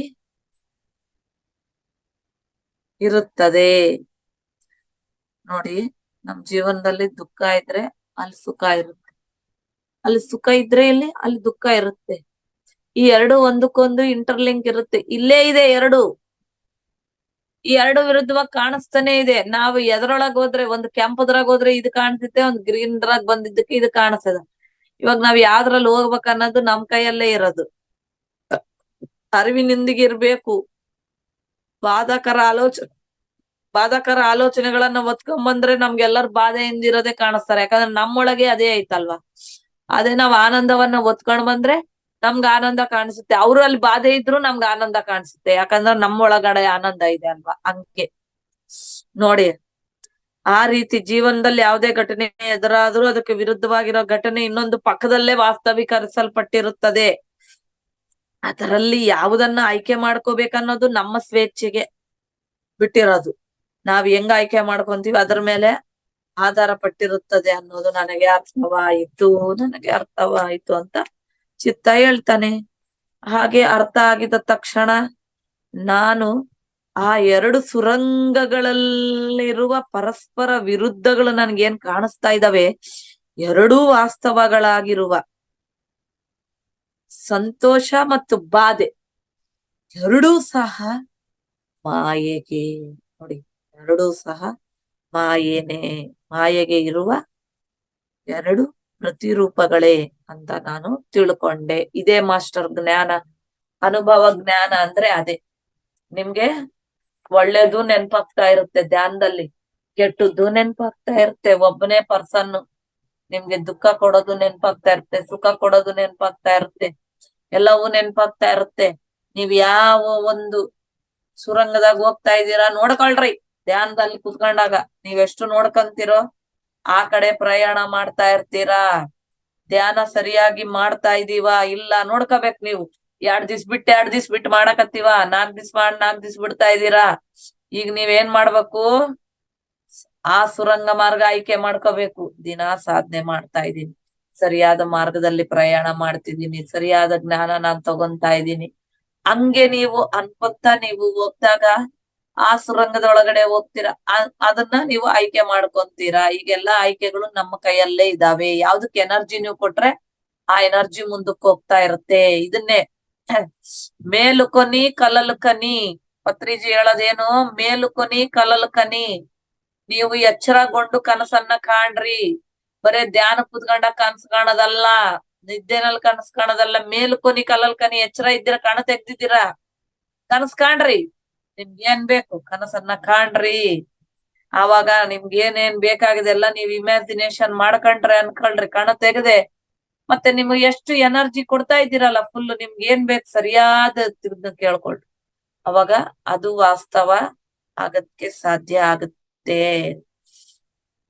ನೋಡಿ ನೆಕ್ಸ್ಟ್ ಏನ್ ಹೇಳ್ತಾ ಇದಾರೆ ಅವರು, ಹಾಗಾಗಿ ಸಂತೋಷ ಮತ್ತು ಬಾಧೆ ಅನ್ನುವ ಎರಡು ರೀತಿಯ ಮಾಯೆಗಳಿಗೆ ಅತೀತವಾಗಿ ಇರುವ ಮೋಕ್ಷವನ್ನ ಹೊಂದಬೇಕು ಜ್ಞಾನ. ಇದು ನೋಡಿ ಮಾಸ್ಟರ್, ಈಗ ಸಂತೋಷಕ್ಕೋದ್ರುನು ಅದೊಂದು ಮಾಯೆ, ದುಃಖಕ್ಕೋದ್ರು ಅದು.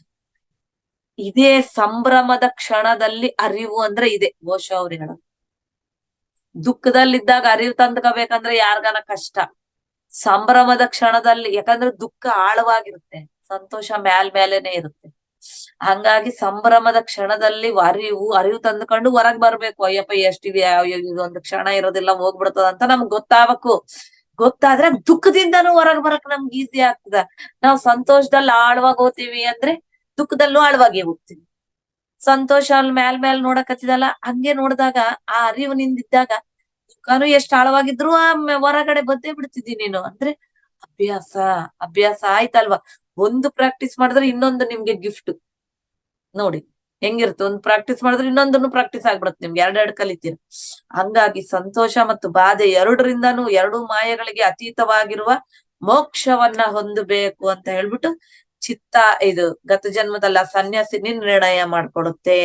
ನಿರ್ಣಯ ಮಾಡ್ಕೊಂಡಿದ ತಕ್ಷಣ ಹನುಮಂತರವ್ರ ಏನ್ ಮಾಡಿದ್ರು, ಅವರ ಕೈಗಳನ್ನ ಕೊಟ್ಟು ನನಗೆ ಈ ಜನ್ಮದಲ್ಲಿ ನೋಡಿ, ಆ ಜನ್ಮದಿಂದ ಈ ಜನ್ಮದಲ್ಲಿ ನನ್ನನ್ನ ಬಿಸಕಿದ್ರು ಅಂತ ಹೇಳ್ಬಿಟ್ಟು, ಅಂದ್ರೆ ಇಟ್ರು ಅಂತ ಹೇಳ್ಬಿಟ್ಟು ಹೇಳ್ತಾ ಇದ್ದಾರೆ. ಆ ಜನ್ಮದಿಂದ ಈ ಜನ್ಮದೊಳಗಡೆ ಪ್ರವೇಶ ಮಾಡಿಸಿದ್ರು. ತಕ್ಷಣ ನಾನು ಚಿತ್ತ ರೂಪದಲ್ಲಿ ಮಾತಂಗರ ಮಗುವಾಗಿ ಜನಿಸಿದೆನು ಅಂತ ಹೇಳ್ಬಿಟ್ಟು, ಆ ಚಿತ್ತ ಈ ಕಥೆನೆಲ್ಲ ಹೇಳಿ ಮುಗಿಸ್ಬಿಡುತ್ತೆ. ತನ್ನ ಗತ ಜನ್ಮದೆಲ್ಲ ಹೇಳ್ಬಿಟ್ಟು ವಿಚೇತಾಳ ಮಡಿಲಲ್ಲಿ ಹೋಗಿ ಕುತ್ಕೊಂಡು ಆಟ ಆಡ್ಕೊಂತ ಕೂತ್. ಮತ್ತೆ ನೋಡಿ, 1 ವರ್ಷದ ಮಗು ಮಾತಾಡ್ಬಿಟ್ಟು ಮಾತೇ ಬರೋದಿಲ್ಲ ನೆಟ್ಟಿಗೆ, ಇಷ್ಟು ಕಥೆ ಎಲ್ಲ ಹೇಳ್ಬಿಟ್ಟು ಹೋಗಿ ತನ್ ಪಡಿಗ್ ತಾನ ಆಟ ಆಡ್ಕೊಂತ ಮತ್ತೆ ಅವ್ರ ಅಮ್ಮನ್ ತೊಡೆ ಮೇಲೆ ಹೋಗಿ ಆಟ ಆಡ್ಕೊಂತೆ. ಎಷ್ಟು ಮುದ್ದು ಮಕ್ಕಳು ಆಡ್ತಾರಲ್ವಾ ಹಂಗೆ. ಎಲ್ಲರೂ ನಿಶ್ಚೇಷ್ಟರಾಗ್ಬಿಡ್ತಾರೆ.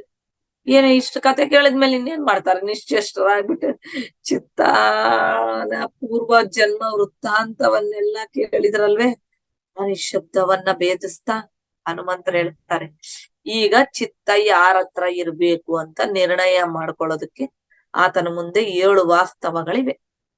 ಚಿತ್ತ ಮುಂದೆ 7 ವಾಸ್ತವಗಳಿವೆ. ಚಿತ್ತ ಯಾವ್ದನ್ನ ಡಿಸೈಡ್ ಮಾಡ್ಕೋಬೇಕಂತ ಇಲ್ಲಿ ನಮಗೂ ಆ 7 ವಾಸ್ತವಗಳು ನಮಗೂ ಇರ್ತಾವ ನೋಡ್ರಿ, ನಾವು ನೋಡ್ಕೊಂಬಣ, ನೀವ್ ನೋಡ್ಕೊಳ್ರಿ. ಅವ್ರು ಹೇಳ್ತಾ ಇದಾರೆ ನಮ್ಗೆ ಅನ್ನೋ ಜ್ಞಾನ ಕೊಟ್ಟಿದ್ದಾರೆ. ಸ್ವ ಅಧ್ಯಾಯ ಅಂದ್ರೆ ಇದೆ, ಅಲ್ಲಿ ಅವ್ರು ಹೇಳ್ತಾ ಇದ್ದಾರೆ, ಇಲ್ಲಿ ನಮ್ಮೊಳಗ್ ನಾವು ನೋಡ್ಕೋಬೇಕು. ಒಟ್ಟೊಟ್ಟಿಗೆನೆ ಏನೋ ಹೇಳ್ತಾರಲ್ವಾ ಹಂಗೆ, 1ಕ್ಕೆ 2 3 ಗಿಫ್ಟ್ಗಳಿದ್ದಂಗೆ ನಮ್ಗೆ. ಅಲ್ಲಿ ಸ್ವ ಅಧ್ಯಾಯ ಓದಿರೋದಾಗ್ಬೇಕು, ಇಲ್ಲಿ ಸ್ವ ಅಧ್ಯಾಯ ನಮ್ಮೊಳಗೂ ನಡಿಬೇಕು.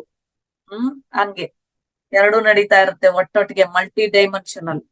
ಈಗ ಮೊದಲನೇ ವಾಸ್ತವ, ಈಗ ಏನಿಟ್ಟಿದ್ದಾರೆ, ಚಿತ್ತ ಮುಂದೆ 7 ವಾಸ್ತವಗಳನ್ನ ಇಟ್ಟಿದ್ದಾರೆ ನೋಡ್ರಿ. ಮೊದಲನೇ ವಾಸ್ತವದಲ್ಲಿ ಸುಚೇತ ತನ್ನ ತಾಯಿ ಮತ್ತು ವಿಚೇತಾಳಿಗೆ ಆತನ ಬಗ್ಗೆ ಬಾಧೆ ಇಲ್ಲ ನೋಡಿ. ಮೊದಲನೇ ವಾಸ್ತವದಲ್ಲಿ ಸುಚೇತಾನೆ ಹಡೆದ ತಾಯಿ, ಜನ್ಮ ನೀಡಿದ ತಾಯಿ ಅಂತ ಹೇಳೋಣ, ಅವಾಗ ಚೆನ್ನಾಗಿರುತ್ತೆ. ಅದು ಜನ್ಮ ಕೊಟ್ಟ ತಾಯಿ. ವಿಚೇತಾಳಿಗೆ ಆತನ ಬಗ್ಗೆ ಬಾಧೆ ಇಲ್ಲ, ಇದು ಮೊದಲನೇ ವಾಸ್ತವ. 2ನೇ ವಾಸ್ತವ ಏನು, ಸುಚೇತಾಳೆ ಜನ್ಮ ನೀಡಿದ ತಾಯಿ, ಆದ್ರೆ ವಿಚೇತ ಅಳ್ತಾಳೆ, ತನಿಗೋಸ್ಕರ ಬಾಧೆ ಪಡ್ತಾ ಇದ್ದಾಳೆ. 3ನೇ ವಾಸ್ತವ ನೋಡಿ, ವಾಸ್ತವಗಳು ಎಷ್ಟೊಂದಿದಾವ, ನಾವ್ ಹೆಂಗ್ ಸೆಲೆಕ್ಟ್ ಮಾಡ್ಕಂತೀವಿ ಅನ್ನೋದೇ ಜ್ಞಾನ. ಇದು ಇಮ್ಮಾರ್ಟಲ್ ಟಾಕ್ಸ್ ಜ್ಞಾನ ಸಿಗ್ಬೇಕು ಅಂದ್ರೆ ಅಷ್ಟು ಸಾಧಾರಣ ಅಲ್ಲ ಮಾಸ್ಟರ್ಸ್. ಎಷ್ಟರ ಎನರ್ಜಿ, ಹನುಮಂತರವರೇ ಬಂದು ನಮ್ಗೆ ಸಾಕ್ಷಾತ್ ಆ ಎನರ್ಜಿನೇ ಈ ಭೂಮಿ ಮೇಲೆ ಪಾಸ್ ಮಾಡ್ಬಿಟ್ಟಿದ್ದಾರೆ. ಅದಕ್ಕೆ ಈ ಜ್ಞಾನ ಅನ್ನೋದು ಇವಾಗ ಈ ರೂಪದಲ್ಲೆಲ್ಲ ಬರ್ತಾ ಇದೆ ಮಾಸ್ಟರ್ಸ್. ಇದು ಎಷ್ಟು ಮಂದಿಗೆ ನಿಮ್ಗೆ ಎಷ್ಟು ಅರ್ಥ ಆಗುತ್ತೋ ಗೊತ್ತಿಲ್ಲ, ತಿಳ್ಕೋಬೇಕು. ಆ ವಾಸ್ತವಗಳು 7 ವಾಸ್ತವಗಳು ನಮ್ಮ ಮುಂದೆ ಹೆಂಗೆ ಇಟ್ಟಿದ್ದಾರೆ ಅನ್ನೋದು ನೋಡಿ. 3ನೇ ವಾಸ್ತವದಲ್ಲಿ ವಿಚೇತ ಆತನ ತಾಯಿ ಮತ್ತು ಸುಚೇತ ಬಾಧೆ ಪಡ್ತಾ ಇಲ್ಲ. 4ನೇ ವಾಸ್ತವದಲ್ಲಿ ವಿಚೇತನೇ ಆತನ ತಾಯಿ, ಆದ್ರೆ ಸುಚೇತ ಆ ಕೂಸಿಗೋಸ್ಕರ ಬಾಧೆ ಪಡ್ತಾ ಇದ್ದಾಳೆ. 5ನೇ ವಾಸ್ತವದಲ್ಲಿ ಏನಾಗಿದೆ, ಸುಚೇತ ಮತ್ತು ವಿಚೇತ ಇಬ್ಬರು ತಿಂಗಳಿನಲ್ಲಿ 15 ದಿನಗಳಂತೆ ಇರಿಸ್ಕೊಂತಾ ಇದ್ದಾರೆ. ಇಬ್ಬರ ಕಡೆನೂ ಇರಿಸ್ಕೊಂತಾರ, 15 ದಿನ ನನ್ನ ಹತ್ರ 15 ದಿನ ನಿನ್ನ ಹತ್ರ ಅಂದಂಗೆ ಸುಚೇತ ವಿಚೇತರ ಇಬ್ಬರ ಕಡೆ. ಕರಬಿಡ್ಡ ಅನ್ನಪ್ಪ ಒಬ್ಬರ ಹತ್ರ ಮಗು ಇರ್ಬೇಕಾದಾಗ ಇನ್ನೊಬ್ರು ಆತನಿಗೋಸ್ಕರ ಬಾಧೆ ಪಡ್ತಾ ಇಲ್ಲ ನೋಡ್ರಿ. ಇದು 5ನೇದು. 6ನೇದು ಸುಚೇತನ ವಿಚೇತ ಇಬ್ಬರ ನಡುವ 15 ದಿವಸ ಇರೋದು ತಿಂಗಳಿನಲ್ಲಿ. ಆದರೆ ಒಬ್ಬರ ಜೊತೆ ಇದ್ದಾಗ ಇನ್ನೊಬ್ರಿಗೆ ಬಾಧೆ ಪಡ್ತಾ ಇರೋದು. ಒಬ್ಬರ ಜೊತೆಗಿದ್ದಾಗ ಇನ್ನೊಬ್ರು ಚಿತ್ತನಿಗೋಸ್ಕರ ಬಾಧೆ ಪಡ್ತಾ ಇರೋದು. ಇದು ಎಷ್ಟನೇ ವಾಸ್ತವ, 6ನೇ ವಾಸ್ತವ. 7ನೇ ವಾಸ್ತವ, 7ನೇದು ಏನಾಯ್ತಪ್ಪ, ಸುಚೇತಳಿಗೂ ಮತ್ತು ವಿಚೇತಳಿಗೂ ಇಬ್ಬರ ಬಗ್ಗೆನೂ ಇಬ್ಬರಿಗೂನು ಅಳು ಇಲ್ಲ, ಬಾಧೆನೂ ಇಲ್ಲ. ಇಬ್ರೂನು ಜಗಳ ಮಾಡ್ತಾ ಇಲ್ಲ, ಮಗುವಿಗೋಸ್ಕರ ಇಬ್ರು ಜಗಳ ಮಾಡ್ತಾ ಇಲ್ಲ. ಇದು 7ನೇ ವಾಸ್ತವ ನೋಡಿ. 7 ವಾಸ್ತವಗಳು ನಮ್ಮ ಕಣ್ಣ ಮುಂದೆ ಇದೆ, ಚಿತ್ತಾಳಿಗೆ ಇರೋದು. ಇನ್ನೊಂದ್ 2 ನಿಮಿಷ ಈ ಎಪಿಸೋಡ್ ಮುಗಿಬೇಕು.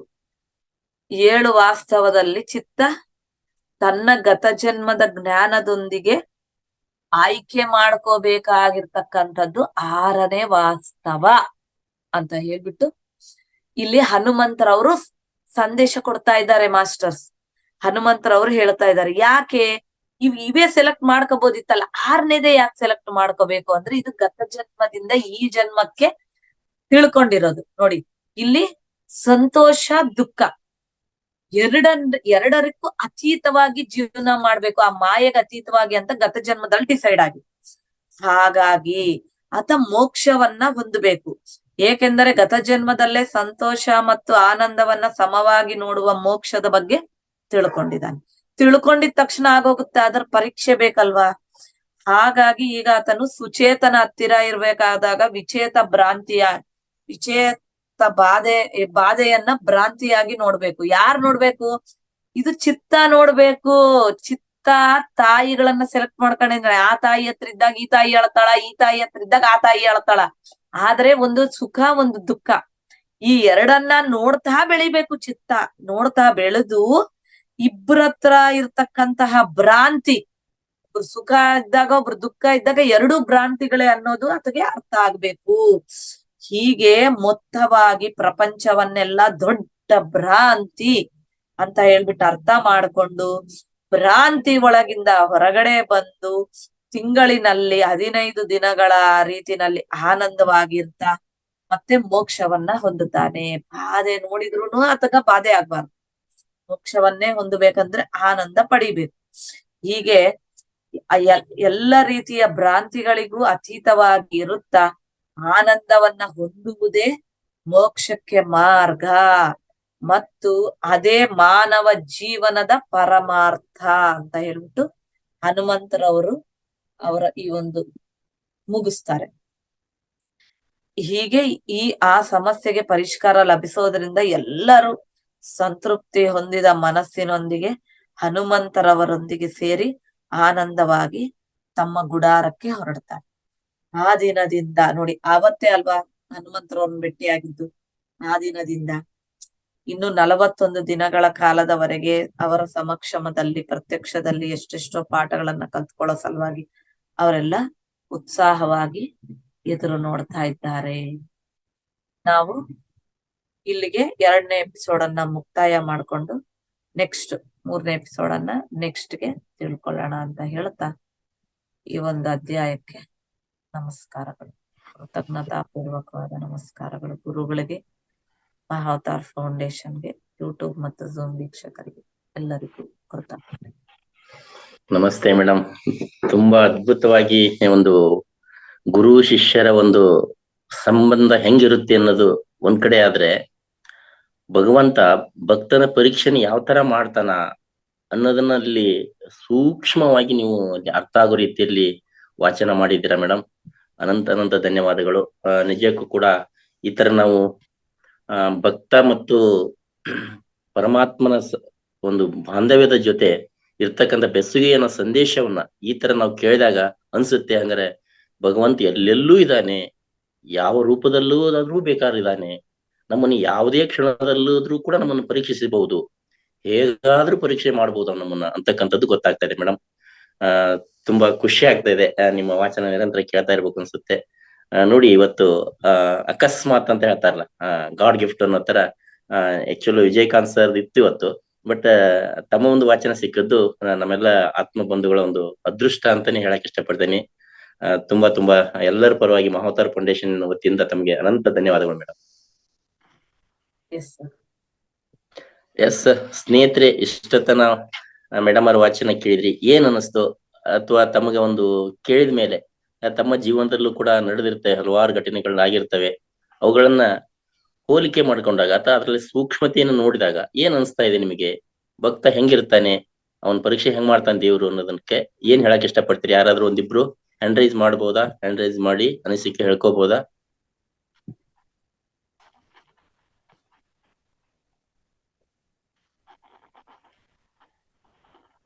ಯಾರಾದ್ರೂ ಹ್ಯಾಂಡ್ ರೈಸ್ ಮಾಡ್ತೀರಾ?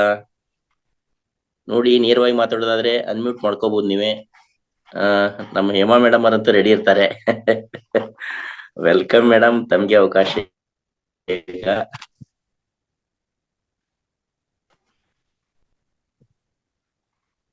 ಎಲ್ರಿಗೂ ನಮಸ್ಕಾರ. ನಮಸ್ಕಾರ. ತುಂಬಾ ಅದ್ಭುತವಾದ ವಿಷಯಗಳನ್ನ ಹೇಳಿದ್ರಿ ಮೇಡಮ್. ಧ್ಯಾನ ಕೂಡ ಎಷ್ಟು ಚೆನ್ನಾಗಾಯ್ತು ನೀವು ಮಾಡ್ಸಿದ್ದು. ಧ್ಯಾನ ಅಂದ್ರೆ ಆ ಧ್ಯಾನದ ಒಳಗಡೆ ಇದನ್ನ ತೆಗೆದು ಮಾತಾಡ್ತೀನಿ. ಧ್ಯಾನದ ಒಳಗಡೆ ಇಲ್ದಿದ್ರೆ ಆಗಲ್ವೇನೋ ಅಂತ ಹೇಳ್ಕೊಂಡ್ ನಾನ್ ಯಾವಾಗೂ ಮ್ಯೂಸಿಕ್ ಇದ್ದಂಗೆನೆ ಈಗ ಒಂದೂವರೆ ತಿಂಗಳಾಯ್ತು ನಾನ್ ಮಾಡಕ್ ಶುರು ಮಾಡಿ. ಮ್ಯೂಸಿಕ್ ಜೊತೆನೆ ಮಾಡ್ತಾ ಇರೋದು ತುಂಬಾ ಚೆನ್ನಾಗಿ ಅಂತ ಅನಿಸ್ತಿತ್ತು. ಇವತ್ತು ಮ್ಯೂಸಿಕ್ ಇಲ್ದೇನೆ ತುಂಬಾ ಅದ್ಭುತವಾಗಿ ಧ್ಯಾನದಲ್ಲಿ ಕುತ್ಕೊಂಡ ತಕ್ಷಣನೇ ನೀವು ಅನುಭವಸ್ಥರು ಮತ್ತೆ ಸಾಧನೆ ಮಾಡ್ತಾ ಇರೋಂಥವ್ರು. ನೀವು ಅದನ್ನ ಹೇಳ್ತಾ ನಿಜವಾಗ್ಲೂ ಧ್ಯಾನದ ಒಳಗಡೆ ಹೋಗೋದು, ಆ ಮೈಯಲ್ಲಿ ಆಗ್ತಾ ಇರೋ ಕಂಪನಗಳು ಇಲ್ದಿದ್ದು ನಮಗ್ ಗೊತ್ತಾಗಲ್ಲ. ಧ್ಯಾನ ಕುತ್ಕೊಂಡವಾಗ ಎಲ್ಲಾನು ಗೊತ್ತಾಗ್ತಾ ಇತ್ತು. ತುಂಬಾ ಚೆನ್ನಾಗ್ ಅನಿಸ್ತಿತ್ತು. ಹಳೆಯ ನೋವುಗಳು ಎಲ್ಲ ಜಾಸ್ತಿ ಆಗ್ತಾ ಇದ್ದಿದ್ದು, ಓ ಧ್ಯಾನ ಆಗ್ತಾ ಇದೆ, ಈ ಕ್ಷಣ ನನ್ನೊಳಗೆ ಉಸಿರು ಸಂಚಾರ ಆಗ್ತಿರೋದು ನನ್ಗೆ ಗಮನಕ್ಕೆ ಬರ್ತಾ ಇದೆ ಅನ್ನೋದೆಲ್ಲ ಗೊತ್ತಾಗ್ತಾ ಇತ್ತು. ಆಮೇಲೆ ಇವತ್ತಿನ ಇದಂತೂ ಹೇಳಕ್ಕಾಗಲ್ಲ. ಇನ್ನೂ ಡೀಟೇಲ್ ಆಗಿ ಮತ್ತೆ ಮನನ ಮಾಡ್ಕೊಳ್ತಾ ಹೋಗ್ಬೇಕು. ಮೊದಲನೇ ವಿಡಿಯೋಗೆ ನಾನು ಇರ್ಲಿಲ್ಲ, ಆದ್ರೆ ಮೊದಲನೇದು ನಾನು ನೋಡ್ಕೊಂಡೆ ಯೂಟ್ಯೂಬ್ ತೆಗೆದು. ತುಂಬಾ ಅದ್ಭುತವಾಗಿತ್ತು. ಅದು 2-3 ಸರಿ ಕೇಳಿದೀನಿ. ಇದನ್ನು ಮತ್ತೆ ಮನನ ಮಾಡ್ಕೊಳ್ಬೇಕು. ತುಂಬಾ ಅದ್ಭುತವಾಗಿದೆ. ಇದು ಯಾರಿಗೂ ಅಲ್ಲ, ಎಲ್ಲ ನಮ್ಮ ಒಳಗೆ ನಾವು ಹೋಗೋವಂಥದ್ದು. ನಮಗೂ ಗೊತ್ತಾಗಲ್ಲ, ಎಷ್ಟು ದೊಡ್ಡವರಾದ್ರೂ ಮಕ್ಳಿದ್ದಂಗೆ ಇರ್ತೀವಿ. ಈ ಸಜ್ಜನ ಸಾಂಗತ್ಯದಿಂದ ನಮಗೂನು ಒಂಥರ ಕಲಿತಾ ಒಂಥರ ಧೈರ್ಯ, ಶಕ್ತಿ, ದೃಢತೆ ಮತ್ತೆ ಮೋಕ್ಷ ಮತ್ತೆ ಎಲ್ಲದನ್ನು ಏನ್ ಅನ್ಕೊಳ್ತೀವಿ, ಎಲ್ಲ ಸಜೀವನೇ, ಎಲ್ಲ ಇದಲ್ಲ ಅದಲ್ಲ ಅಲ್ಲ, ಎಲ್ಲನೂ ಆ ಪರಬ್ರಹ್ಮ ತತ್ವನೇನೆ. ಆಮೇಲೆ ದ್ವೈತ ಅನ್ನೋದಲ್ಲ, ಅದ್ವೈತಾನೆ. ಸುಮ್ನೆ ದ್ವೈತ ಅದ್ವೈತ ಕೇಳ್ತಿದ್ವಿ, ಈಗ ಅದನ್ನ ನಿಜವಾಗ್ಲೂ ಅರಿವಾಗುತ್ತೆ. ಒಂದು ಉಸಿರಿನ ಪ್ರಾಮುಖ್ಯತೆನೂ ಗೊತ್ತಾಗ್ತಾ ಇದೆ. ಇವಾಗ ಕೂತು ಮಾತ್ರ ಧ್ಯಾನ ಅಲ್ಲ, ನೋಡ್ತಾ ಇದ್ದಿದ್ದೆಲ್ಲವೂ ಧ್ಯಾನ ಆಗ್ತಿದೆ. ನನ್ಗೆ ಈ 1.5 ತಿಂಗಳಲ್ಲಿ ಆದ ಅನುಭವ ಮೇಡಮ್. ಮತ್ತೆ ನಿಮ್ಮಂತವರೆಲ್ಲ ದಿನ ಈ ತರ ಕ್ಲಾಸ್ಗಳನ್ನ ಮಾಡ್ತಾ ಇದ್ರೆ ನಮ್ಮಂತವ್ರು ನಿಜವಾಗ್ಲೂ ಚೆನ್ನಾಗಿ ಒಳ್ಳೇದನ್ನ ಹೋಗಕ್ಕೆ, ಸೇವಾ ಸಾಧನಾ ಸತ್ಸಂಗಕ್ಕೆ ನಾವುಗಳನ್ನು ಅಳವಡಿಸ್ಕೊಳಕ್ಕೆ ಇನ್ನೂ ಹೆಚ್ಚಿನ ಚೆನ್ನಾಗಿರುತ್ತೆ ಅಂತ ನನ್ನ ಅನುಭವ. ಮತ್ತೆ ನಿಮ್ಮ ಕ್ಲಾಸ್ ಮೇಲ್ಮೇಲೆ ಬೇಕು madam. Thank you very much. ಎಲ್ರಿಗೂ ನಮಸ್ಕಾರ. ಸಣ್ಣಗೌಡ್ರೆ ನಿಮಗೂ ನಮಸ್ಕಾರ. ಅವಕಾಶ ಮಾಡ್ಕೊಟ್ಟಿದ್ದಕ್ಕಾಗಿ thank you. Okay, thank you madam, thank you. ಚೆನ್ನಾಗಿ ಮಹಾವತಾರ್ ಫೌಂಡೇಶನ್ ಮಾಡ್ತಕ್ಕಂತ ಕೆಲಸ ಅಂದ್ರೆ ಸಾರ್ಥಕ ಆಗ್ತಾ ಇದೆ ಅಂತ ಹೇಳ್ಬಹುದು. ಯಾಕಂದ್ರೆ ಒಂದಿಷ್ಟು ಜನಕ್ಕೆ ಅದು ತಲುಪಿದ್ದೆ ಆದಲ್ಲಿ ಅದು ನಿಜಕ್ಕೂ ರಂಗನಾಥ್ ಗುರುಜಿ ಅವರು ಹಾಕಿರ್ತಕ್ಕಂಥ ಎಫರ್ಟ್, ಅವ್ರಿಗೆ ಕೈ ಜೋಡಿಸಿರ್ತಕ್ಕಂಥ ಎಲ್ಲರೂ, ನಾಗರಾಜ್ ಗುರುಜಿ ಆದಿಯಾಗಿ ಅವ್ರ ಟೀಮೇ ಇದೆ, ಅವರೆಲ್ಲರೂ ಕೂಡ ಮಾಡ್ತಕ್ಕಂತ ಒಂದು ಸಾಧನೆ ಏನೋ ಒಂದು ಬಿತ್ತುತ್ತಾ ಇದಾರೆ. ಒಂದು ಅದ್ಭುತವಾದಂತ ಬೆಳೆ ತೆಗಿಬೇಕು, ಒಂದು ಶರಣರ ಬೆಳೆ ತೆಗಿಬೇಕು, ಒಳ್ಳೆ ಆಧ್ಯಾತ್ಮಿಕ ಜ್ಞಾನ ಇರ್ತಕ್ಕಂಥವ್ರ ಬೆಳೆ ತೆಗಿಬೇಕು ಅಂತ ಹೇಳಿ ಬೀಜಗಳನ್ನ ಹಾಕ್ತಾ ಇದಾರೆ ಅಲ್ಲೆಲ್ಲಿ. ಅವೆಲ್ಲವೂ ಕೂಡ ಈಗೀಗ ಮೊಳಕೆ ಹೊಡೆದು ಹಂಗೆ ಮೇಲೆ ಹೇಳ್ತಾ ಇದಾವೆ. ಆದ್ರೂ ಕೂಡ 1 ವರ್ಷ ಗತಿಸಿದೆ, ಆದ್ರೆ ಅದನ್ನ ಸಂಪೂರ್ಣವಾಗಿ ತಗೊಳಕ್ ಆಗ್ತಾ ಇಲ್ಲ ಇನ್ನು ಜನಕ್ಕೆ. ಅದು ಏನಕ್ಕ ಗೊತ್ತಿಲ್ಲ, ಅವ್ರ ಮನೆಯ ಕೆಲಸದ ಒತ್ತಡನೋ, ಅವ್ರ ಮಾನಸಿಕ ಒತ್ತಡನೋ, ಅಥವಾ ಅವ್ರು ಅದನ್ನ ಡಿಸೈಡ್ ಮಾಡ್ತಾ ಇಲ್ಲ ಅಂತ, ನನಗೆ ಬೇಕೇ ಬೇಕು ಅಂತ ಡಿಸೈಡ್ ಮಾಡಿಲ್ಲ, ಹಾಗಾಗ್ಬಿಟ್ಟು ಸಂಪೂರ್ಣ ಆಗ್ತಾ ಇಲ್ಲ ಅಂತ ಹೇಳಿ. ಅದ್ರಲ್ಲೂ ಕೂಡ ಕೆಲವ್ರು ಬಂದು ನಿರಂತರ ಕ್ಲಾಸ್ ಅಟೆಂಡ್ ಆಗಿ ತಗೋತಾ ಇದ್ರಲ್ಲ, ನಿಜಕ್ಕೂ ಕೂಡ ಹೆಮ್ಮೆ ಅನಿಸ್ತಾ ಇದೆ. ಧನ್ಯವಾದ ಮೇಡಮ್. ಎಸ್ ಸ್ನೇಹಿತರೆ, ಯಾರೆಲ್ಲ ಇನ್ನೊಂದು ವಿಶೇಷ ಹೇಳ್ಬೇಕಂದ್ರೆ, ಇವತ್ತು ಮೇಡಮ್ ಅವರು ಧ್ಯಾನ ಮಾಡಿಸಿದ್ರು, ಅದ್ಭುತವಾಗಿತ್ತು ನೋಡಿ. ಡೈಲಿ ನಾವು ಮ್ಯೂಸಿಕ್ ಕೊಟ್ಟು ಧ್ಯಾನ ಮಾಡಿಸ್ತಾ ಇದ್ವಿ. ಬಟ್ ಕೆಲವ್ರು ಹೇಳ್ತಾ ಇದ್ರು, ಇಲ್ಲ ಗುರುಜಿ, ನಾ ಹೆಂಗೆ ಧ್ಯಾನ ಮಾಡ್ಬೇಕು ಅಂದ್ರು ಎಂತ ಮ್ಯೂಸಿಕ್ ಕೊಟ್ರು ಕೂಡ ನನ್ನ ಮೈಂಡ್ ಹೋಗ್ಬಿಡುತ್ತೆ. ಅಡ್ವಾನ್ಸ್ ಅಂದ್ರೆ ಭೂತಕಾಲಕ್ಕರ ಹೋಗುತ್ತೆ, ಇಲ್ಲ ಭವಿಷ್ಯತ್ ಕಾಲಕ್ಕರ ಹೋಗುತ್ತೆ, ಪ್ರೆಸೆಂಟ್ ಸಿಚುವೇಶನ್ ಇರೋದೇ ಇಲ್ಲ ಅಂತ ಹೇಳ್ತಾ ಇದ್ರು. ಬಟ್ ಇವತ್ತು ಮೇಡಮ್ ಅವ್ರ ಗೈಡ್ ಕೊಟ್ಟಂಗೆ ಯಾರಿಗೂ ಕೂಡ ಅಲರ್ಟ್ ಆಗಿದ್ರು ಅಂತ ಹೇಳ್ಬೋದು ಇವತ್ತು. ನಿಜಕ್ಕೂ ಕೂಡ ಈ ಪ್ರಯತ್ನ ನಿರಂತರ ನಾವು ಮಾಡ್ಲೇಬೇಕಾಗತ್ತೆ ಅಂತ ಹೇಳಕ್ ಇಷ್ಟಪಡ್ತೇನೆ. ಎಸ್, ಯಾರೆಲ್ಲ ಇವತ್ತು ಮೆಡಿಟೇಷನ್ ಹೆಂಗಿತ್ತು ಅಂತ ಆದ್ರೂ ಅಟ್ಲೀಸ್ಟ್ ಹೇಳ್ಬೋದಲ್ಲ, ಹ್ಯಾಂಡ್ ರೈಸ್ ಮಾಡಿ, ಇಲ್ಲ ನೀವೇ ಅನ್ಮ್ಯೂಟ್ ಆಗಿ ಮಾತಾಡ್ಬೋದು. ಜಾಸ್ತಿ ಹೊತ್ತು ಹೇಳೋದಕ್ಕಿಂತ ಒಂದ್ 5 ನಿಮಿಷ 10 ನಿಮಿಷ ಅಥವಾ ಮಧ್ಯದಲ್ಲಿ ಅಷ್ಟೇ ಹೇಳಿ, ಹೊಸದಾಗಿದ್ದವ್ರಿಗೆ ಮಾತ್ರನೇ ಇದು ಬೇಕು. ಮತ್ತೆ ಅದ್ರಲ್ಲಿ ಏನಂದ್ರದು ಹೇಳ್ಬಾರ್ದು. ಧ್ಯಾನಕ್ಕೆ ಸಂಬಂಧಪಟ್ಟಂಗೆ ಅಂತದ್ದಷ್ಟೇ ಹೇಳಿದಾಗ ಅವ್ರಿಗೆ ಅರಿವಾಗುತ್ತೆ. ಹೇಳೋದು ಅನ್ನೋದು ಸಂಕಲ್ಪ ಧ್ಯಾನಗಳು ಮತ್ತೆ ಎಲ್ಲೆಲ್ಲಿಗೋ ಕರ್ಕೊಂಡು ಹೋಗ್ಬಿಡ್ತಾವ. ಅಂತವೇನು ಹೇಳಲಾರ್ದಂಗೆ ಧ್ಯಾನನೇ ಅಂದ್ರೆ ಉಸಿರಿನ ಮೇಲೆ ಗಮನ ಅಂತ ಹೇಳ್ತಾ ಆಮೇಲೆ ಬಿಟ್ಬಿಟ್ರೆ ಒಂದ್ 20 ನಿಮಿಷ ಇಲೆಂಟ್ ಧ್ಯಾನ ಆಗೋಗ್ಬಿಡುತ್ತೆ. ನಿಮ್ಗೆ ಆದಾಗ ಮ್ಯೂಸಿಕ್ ಬಳಸ್ಕೊಳ್ರಿ, ಆಗಿಲ್ಲ ಅಂದಾಗ ಈ ರೀತಿ ಎಲ್ಲ ತರನು ಅನುಭವ ಆಗ್ಬೇಕಾಗುತ್ತೆ. ಎಸ್, ನೆಕ್ಸ್ಟ್ ಯಾರು ಹೊಸಬ್ರು ಯಾರಿದ್ದೀರಾ? ಏನ್ ಅನಿಸ್ತು ಇವತ್ತಿನ ಮೆಡಿಟೇಷನ್? ಏನ್ ಅನಿಸ್ತು? ಮೇಡಮ್ ಅವ್ರು ಕೊಟ್ಟಿರ್ತಕ್ಕಂಥ ಸ್ವಾಧ್ಯಾಯ ಏನ್ ಅನಿಸ್ತು? ದಯವಿಟ್ಟು ಶೇರ್ ಮಾಡ್ಕೋಬಹುದಲ್ಲ? ಹ್ಯಾಂಡ್ ರೈಸ್ ಮಾಡಿ ನಿಮ್ಗೆ ಅವಕಾಶ ಕೊಡ್ತೀವಿ. ಗೀತಮ್ಮ ಮಾತಾಡಿ. Thank you so much ma'am. ಇವತ್ತು ಕ್ಲಾಸ್ ತುಂಬಾ ಚೆನ್ನಾಗಿತ್ತು.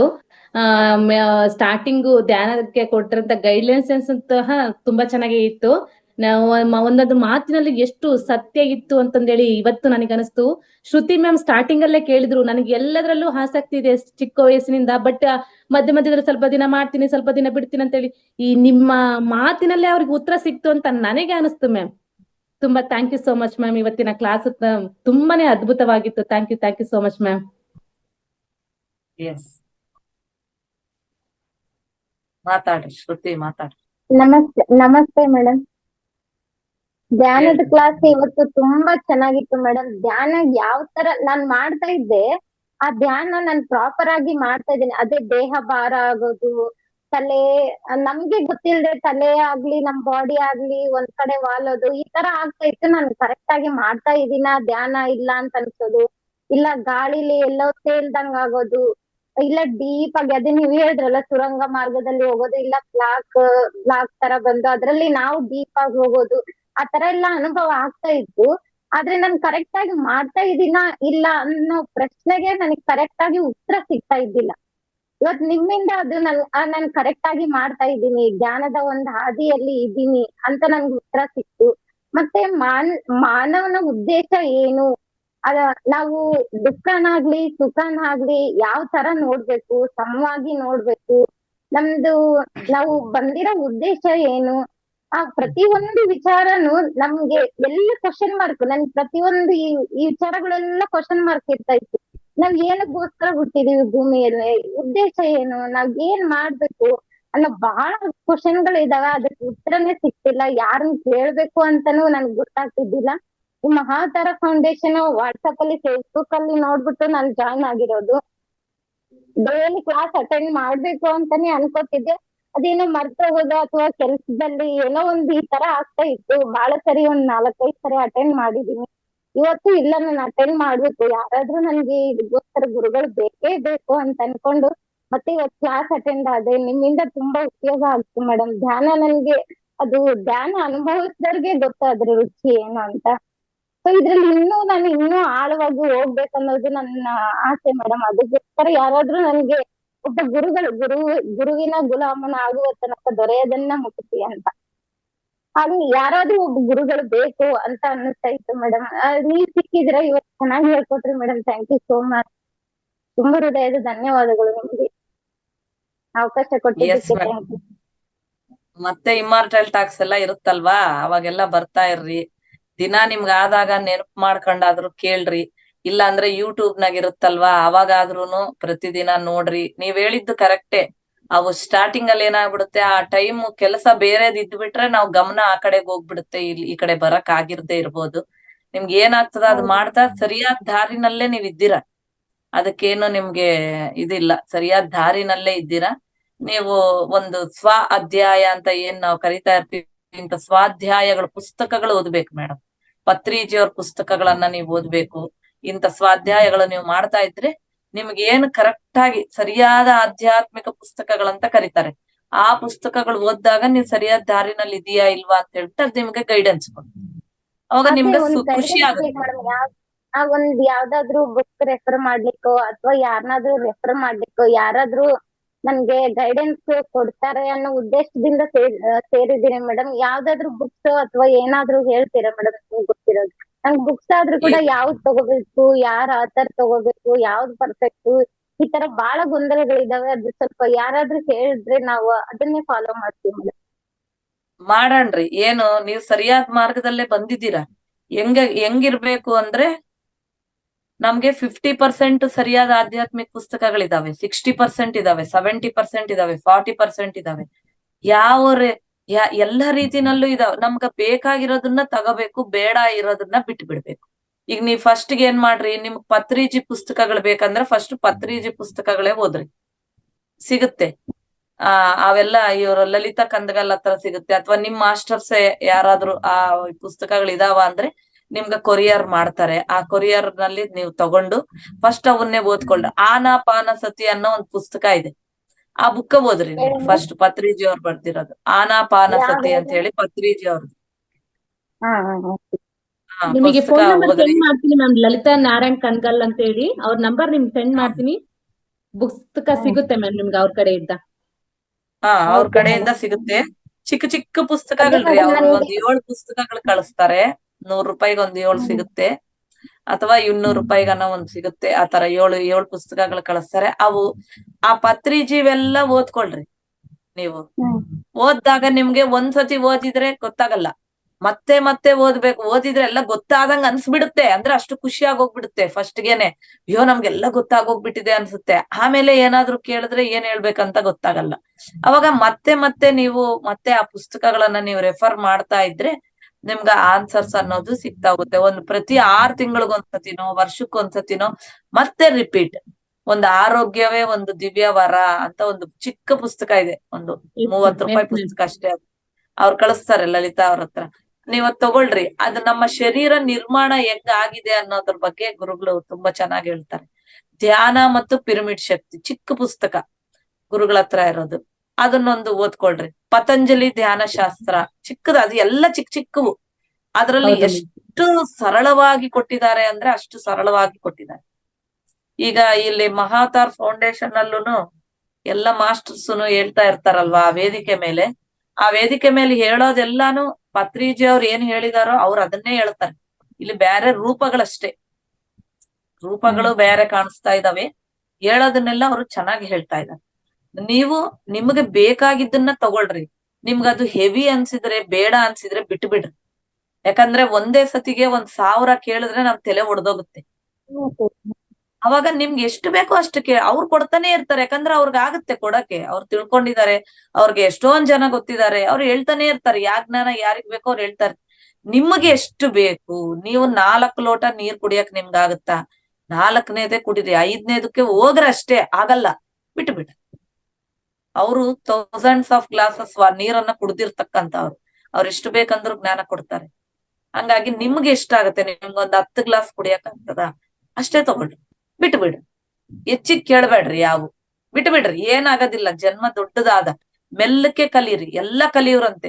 ಒಂದೇ ಸತಿ 100 ಮುದ್ರೆಗಳು ಕಲಿಯಕ್ ಆಗಲ್ಲಮ್ಮ, ಹೌದಾ ಇಲ್ಲ? ಮರ್ತೋಗ್ತದ. ದಿನಕ್ಕೆ 4 ಮುದ್ರೆ ನೀವು ಪ್ರಾಕ್ಟೀಸ್ ಮಾಡಿದ್ರೆ ಅದು ನಿಮ್ಗೆ ನೆನಪಿರುತ್ತೆ. ಹಿಂಗಿಟ್ಕೊಂಡ್ರೆ ಹಿಂಗಿಟ್ಕೊಂಡ್ರೆ ಅಂತ ಎಲ್ಲ ಒಂದೇ ಸತಿ ತಿಳ್ಕೊಂಡ್ರೆ ಆಗಲ್ಲ. 4 ತಿಳ್ಕೊಂಡ್ ಅದ ಅಭ್ಯಾಸ ಮಾಡಿದ್ರೆ ನಿಮ್ಗೆ ಅದಷ್ಟು ನೆನಪಿರುತ್ತೆ. ಹಂಗೆ ನೋಡಿ, ಅವ್ರ ಧರ್ಮಗಳು ಸರಿಯಾದ ದಾರಿ ಬೇಕಿತ್ತು ಮೇಡಮ್, ಅದು ಯಾರ ಕಡೆಯಿಂದ ಸಿಕ್ಕಿದ್ದಾರೆ ಆಲ್ರೆಡಿ. ನಿಮ್ಗೆ ಪದೇ ಪದೇ ಅದನ್ನೇ ಕೇಳ್ಬೇಡ್ರಿ, ನೀವು ರೈಟ್ ರೂಟ್ ವೇನಲ್ಲಿ ಇದ್ದೀರಾ ನೀವು already. Very good, thank you. Yes Shruti madam, simple. ನೀವು ಬೆಳಗ್ಗೆ ನಮ್ ಸೆಷನ್ ನಡೀತಾ ಇರುತ್ತೆ 5 ಗಂಟೆಯಿಂದ 7:30 ತನ ಇರುತ್ತೆ. ಆ ಸೆಷನ್ಗೂ ಬನ್ನಿ. ಇದು 21 ದಿನ ಮಾತ್ರ, ಪ್ರತಿ ತಿಂಗಳು 21 ದಿನ ಮಾತ್ರ ಇರುತ್ತೆ. ಇದು 22ನೇ ದಿನ ಇರಲ್ಲ, ಇದು ಪ್ರತಿ ತಿಂಗಳು ಇರುತ್ತೆ. 17 ಸಂಚಿಕೆಯಲ್ಲಿ ನಾವಿದೀವಿ. ಈ ನೆಕ್ಸ್ಟ್ ಶುಕ್ರವಾರಕ್ಕೆ ಈ ಸೆಷನ್ ಮುಗಿಯುತ್ತೆ. ನೆಕ್ಸ್ಟ್ ಮುಂದಿನ ತಿಂಗಳು 1ನೇ ತಾರೀಕಿಂದ ಸ್ಟಾರ್ಟ್ ಆಗುತ್ತೆ ಮಧ್ಯಾಹ್ನ ಸೆಷನ್. ಬೆಳಗಿನ ಸೆಷನ್ 365 ದಿವಸನೂ ಇರುತ್ತೆ.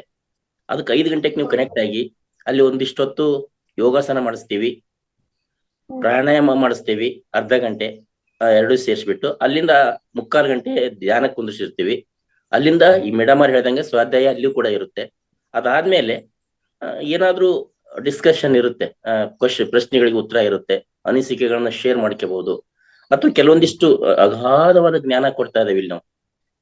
ಒಟ್ಟಾರೆ ನಮ್ಮ ಮಹಾವತಾರ್ ಫೌಂಡೇಶನ್ ನ ಉದ್ದೇಶ ಎಲ್ಲರೂ ಆರೋಗ್ಯವಾಗಿರ್ಬೇಕು, ಆನಂದವಾಗಿರ್ಬೇಕು, ಶಾಕಾಹಾರಿಗಳಾಗಿರ್ಬೇಕು. ಅಂದ್ರೆ ಯಾರು ಕೂಡ ಮಾಂಸಾಹಾರ ಸೇವನೆ ಮಾಡಬಾರ್ದು ಅನ್ನೋದೇ ಉದ್ದೇಶ. ಪತ್ರಿಜಿ ಹೇಳಿದ್ದೇ ಅದನ್ನೇ. ಧ್ಯಾನ ಮಾಡ್ರಿ, ಜ್ಞಾನ ಸಂಪಾದನೆ ಮಾಡ್ರಿ, ಅದನ್ನ ಹಂಚಿಕೆ ಮಾಡ್ರಿ ಅಂತ ಹೇಳ್ತಾ ಇದಾರೆ. ಜೊತೆಗೆ ಶಾಕಾಹಾರಿಗಳಾಗ್ರಿ ಎಲ್ಲರೂ. ಈ ಶಾಕಾಹಾರಿಗೆ ಆಗ್ಬೇಕಾದ್ರೆ ಏನ್ ಮಾಡ್ಬೇಕು ಅನ್ನೋದಕ್ಕೂ ಕೂಡ ನಮ್ಮಲ್ಲಿ ಸಂದೇಶ ಕೊಡ್ತೇವಿ. ಎಂತ ಭಯಂಕರ ಕಾಯಿಲೆ ಇದ್ರು ಕೂಡ ಅಲೋಪತಿ, ಇಂಗ್ಲಿಷ್ ಮೆಡಿಸಿನ್ ಇಲ್ದಂಗನೆ ಹೆಂಗ ನಾವು ಹೊರ ಬರ್ಬೋದು ಅದರಿಂದ ಅನ್ನೋದಕ್ಕೆ ಇಲ್ಲಿ ಮುದ್ರೆಗಳು ಸಿಗ್ತವೆ, ಅಕ್ಯುಪ್ರೆಷರ್ ಟ್ರೀಟ್ಮೆಂಟ್ ಸಿಗುತ್ತೆ, ಮರ್ಮ ಚಿಕಿತ್ಸೆ ಸಿಗುತ್ತೆ, ಸ್ವಮೂತ್ರ ಚಿಕಿತ್ಸೆ ಇದೆ. ಹಿಂಗ ಮತ್ತೆ ರೀಸೆಂಟ್ ಆಗಿ ರೆಡ್ ಲೈಟ್ ಥೆರಪಿ ಅಂತ ಹೊಸದ್ ಬಂದಿದೆ ಈಗ, ಅದು ಕೂಡ ಇಲ್ಲಿ ಮಾಹಿತಿ ಸಿಗುತ್ತೆ. ಅದಕ್ಕಂತೂ ಮುಂದುವರೆದು ಓಜೋನ್ ಟ್ರೀಟ್ಮೆಂಟ್ ಅಂತ ಹೇಳ್ಬಿಟ್ಟು ನಮ್ದು ಬಾಡಿಯಿಂದ ಬ್ಲಡ್ ಅನ್ನು ಹೊರಗೆ ತೆಗೆದು ಒಂದ್ 200 ml ಅನ್ನ ಅದಕ್ಕೆ ಓಜೋನ್ ಯಾರ್ಡ್ ಮಾಡಿ ಮತ್ತೆ ಬಾಡಿ ಹಾಕ್ತಾರ, ಅದು ಒಂದು ಟ್ರೀಟ್ಮೆಂಟ್. ಇವೆಲ್ಲವೂ ಯಾವುದು ಕೂಡ ಸೈಡ್ ಎಫೆಕ್ಟ್ ಇಲ್ದಂಗೆ ಆಗ್ತಕ್ಕಂತ ಹಲವಾರು ಚಿಕಿತ್ಸೆಗಳ ಬಗ್ಗೆ ಮಾಹಿತಿ ಸಿಗುತ್ತೆ. ನಿಮಗೆ ಯಾವ್ದು ಈಜಿ ಅನ್ಸುತ್ತೆ ನೀವೇ ಮಾಡ್ಕೋಬಹುದು. ಆತರ ಅದ್ಭುತವಾಗಿರ್ತಕ್ಕಂಥ ಮಾಹಿತಿ ಹೊಂಟಿದೆ ನಮ್ಮ ಮಹಾವತಾರ್ ಫೌಂಡೇಶನ್. ಬೆಳಗಿನ ಸೆಷನ್ಗೂ ಕೂಡ ನೀವು ಲಿಂಕ್ ತಗೊಳ್ಳಿ, ಬೆಳಗಿನ ಬನ್ನಿ, ಕಲಿಯಿರಿ, ಬೆಳಿರಿ. ಕಲ್ತ ಮೇಲೆ ನಾವು ಸುಮ್ಮನೆ ಕುಂದ್ರಂಗಿಲ್ಲ. ಮಕ್ಕಳನ್ನ ಯಾಕ ಗೌರ್ಮೆಂಟ್ ಶಾಲೆ ಒಳಗೆ ಎಲ್ಲಾ ಫ್ರೀ ಕೊಟ್ರು ಕೂಡ ಊಟ ಬಟ್ಟೆ ಎಲ್ಲಾ ಫ್ರೀ ಕೊಟ್ರು ಅಲ್ಲಿ ಕಳಿಸ್ತಾ ಇಲ್ಲ. ನಾವೀಗ ಫೀಸ್ ಕಟ್ಟಿ 1,50,000 ಕಟ್ಟಿ ಪ್ರೈವೇಟಿಗೆ ಕಳಿಸ್ತೇವೆ. ಯಾಕೆ? ಉದ್ದೇಶ ನಮ್ ಡ್ರೀಮ್ ದೊಡ್ಡದಿದೆ, ಚೆನ್ನಾಗಿ ಓದ್ಬೇಕು, ನಮ್ಗ ಇಂಜಿನಿಯರ್ ಆಗ್ಬೇಕು, ಡಾಕ್ಟರ್ ಆಗ್ಬೇಕು ಅಂತೇಳಿ ಉದ್ದೇಶ ಇದೆ ನಮ್ದು. ಆ ಕನಸು ಕಾಣ್ತಾ ಇದೇವಿ. ಆ ಕನಸು ಮಾಡ್ಕೊಳ್ಳೋದ್ರ ಸಲುವಾಗಿ ಇಷ್ಟೊಂದು ಎಫರ್ಟ್ ಆಗ್ತಾ ಇದೀವಿ. ಹಂಗಾರೆ ಅಷ್ಟೆಲ್ಲಾ ಎಫರ್ಟ್ ಹಾಕಿ ನಾಳೆ ಚೆನ್ನಾಗಿ ಬೆಳೆದ್ರ ಮಗ ಸ್ವಯಂ ಉದ್ಯೋಗ ಮಾಡ್ತಾನ ಅವನು. ಇಲ್ಲೂ ಅಷ್ಟೇ, ನಿರಂತರ ಕಲೀರಿ, ನೀವ್ ಜ್ಞಾನ ತಗೊಳ್ರಿ, 4 ಜನಕ್ಕೆ ಹಂಚ್ರಿ ಅದನ್ನ. ಪತ್ರಿಜಿಯವರ ಒಂದೇ ಉದ್ದೇಶ, ಎಲ್ಲರೂ ಜ್ಞಾನಿಗಳಾಗ್ರಿ, ದಾನಿಗಳಾಗ್ರಿ. ನಾವು ಬೆಳೆದ ಆಹಾರನಾಗ್ಲಿ ದುಡ್ಡನ್ನು ದಾನ ಮಾಡಿದ್ರಷ್ಟೇ ದಾನ ಮಾಡಿದಂಗಲ್ಲ, ನಮ್ಮ ಜ್ಞಾನವನ್ನು ದಾನ ಮಾಡಿದ್ರು ಕೂಡ ಅದು ದಾನನೇ. ಈ ಕೆಲಸ ಮಾಡಿದ್ರಿ ಅಂತ ಹೇಳ್ತದ್ರ. ಆಲ್ರೆಡಿ ಸಮಯ 8 ನಿಮಿಷ ಲೇಟ್ ಆಯ್ತು. 5 ಗಂಟೆಗೆ ನಾವು ನಿರಂತರ ಮುಗಿಸ್ತಾ ಇದ್ವಿ. ನಿಮ್ಗೆ ಸುಮಾರು ಮಾಹಿತಿ ಸಿಕ್ತು ಅಂತ ಭಾವಿಸ್ತಾ, ಎಸ್ ಯಾರಾದ್ರೂ ಮತ್ತೆ ನಿಮ್ಗೆ ಅನಿಸಿಕೆ ಅನುಭವಗಳು? Thank you so much sir. Yes, thank you madam. ಮತ್ತೆ ಯಾರಾದ್ರೂ ಪ್ರಶ್ನೆಗಳು ಇದಾವ್ರ? ಹ್ಯಾಂಡ್ ರೈಸ್ ಮಾಡಿ. ಯಾರಿಗೂ ಪ್ರಶ್ನೆ ಇಲ್ಲ ಅನ್ನೋದಾದ್ರೆ ಈ ಕ್ಷಣಕ್ಕೆ ಇವತ್ತಿನ ಕಾರ್ಯಕ್ರಮನ ಸಂಪನ್ನಗೊಳಿಸ್ತಾ ಇದೀವಿ. ಎಸ್ ಮೇಡಮ್, ಹೇಮನಾರಾಯಣ್ ಮೇಡಮ್ ಇವತ್ತು ಬಂದು ನಮ್ಗೆ ಅದ್ಭುತವಂತ ಜ್ಞಾನ ಕೊಟ್ರಿ, ಜೊತೆಗೆ ಧ್ಯಾನನು ಕೂಡ ಅದ್ಭುತವಾಗಿ ಮಾಡಿಸಿದ್ದಾರೆ ಇವತ್ತು. ನಿಮಗೆ ಆ ಭಗವಂತನ ಇನ್ನು ಹೆಚ್ಚಿನ ಒಂದು ಜ್ಞಾನ ಕೊಟ್ಟು ನಮಗೆ ದಾರಿ ಏರಿತಕ್ಕಂತ ಶಕ್ತಿ ಕೊಡ್ಲಿ ಅಂತ ಬೇಡ್ತಾ, ಮಹಾವತಾರ್ ಫೌಂಡೇಶನ್ ಪರವಾಗಿ ಹಾಗೂ ಎಲ್ಲಾ ಜ್ಞಾನಿಗಳ ಪರವಾಗಿ, ದಾನಿಗಳ ಪರವಾಗಿ ನಿಮ್ಗೆ ಅನಂತ ಧನ್ಯವಾದಗಳನ್ನು ಸಲ್ಲಿಸ್ತಾ ಇದೆ ಮೇಡಮ್. ಎಲ್ಲರಿಗೂ ಕೂಡ ವಂದನೆಗಳು.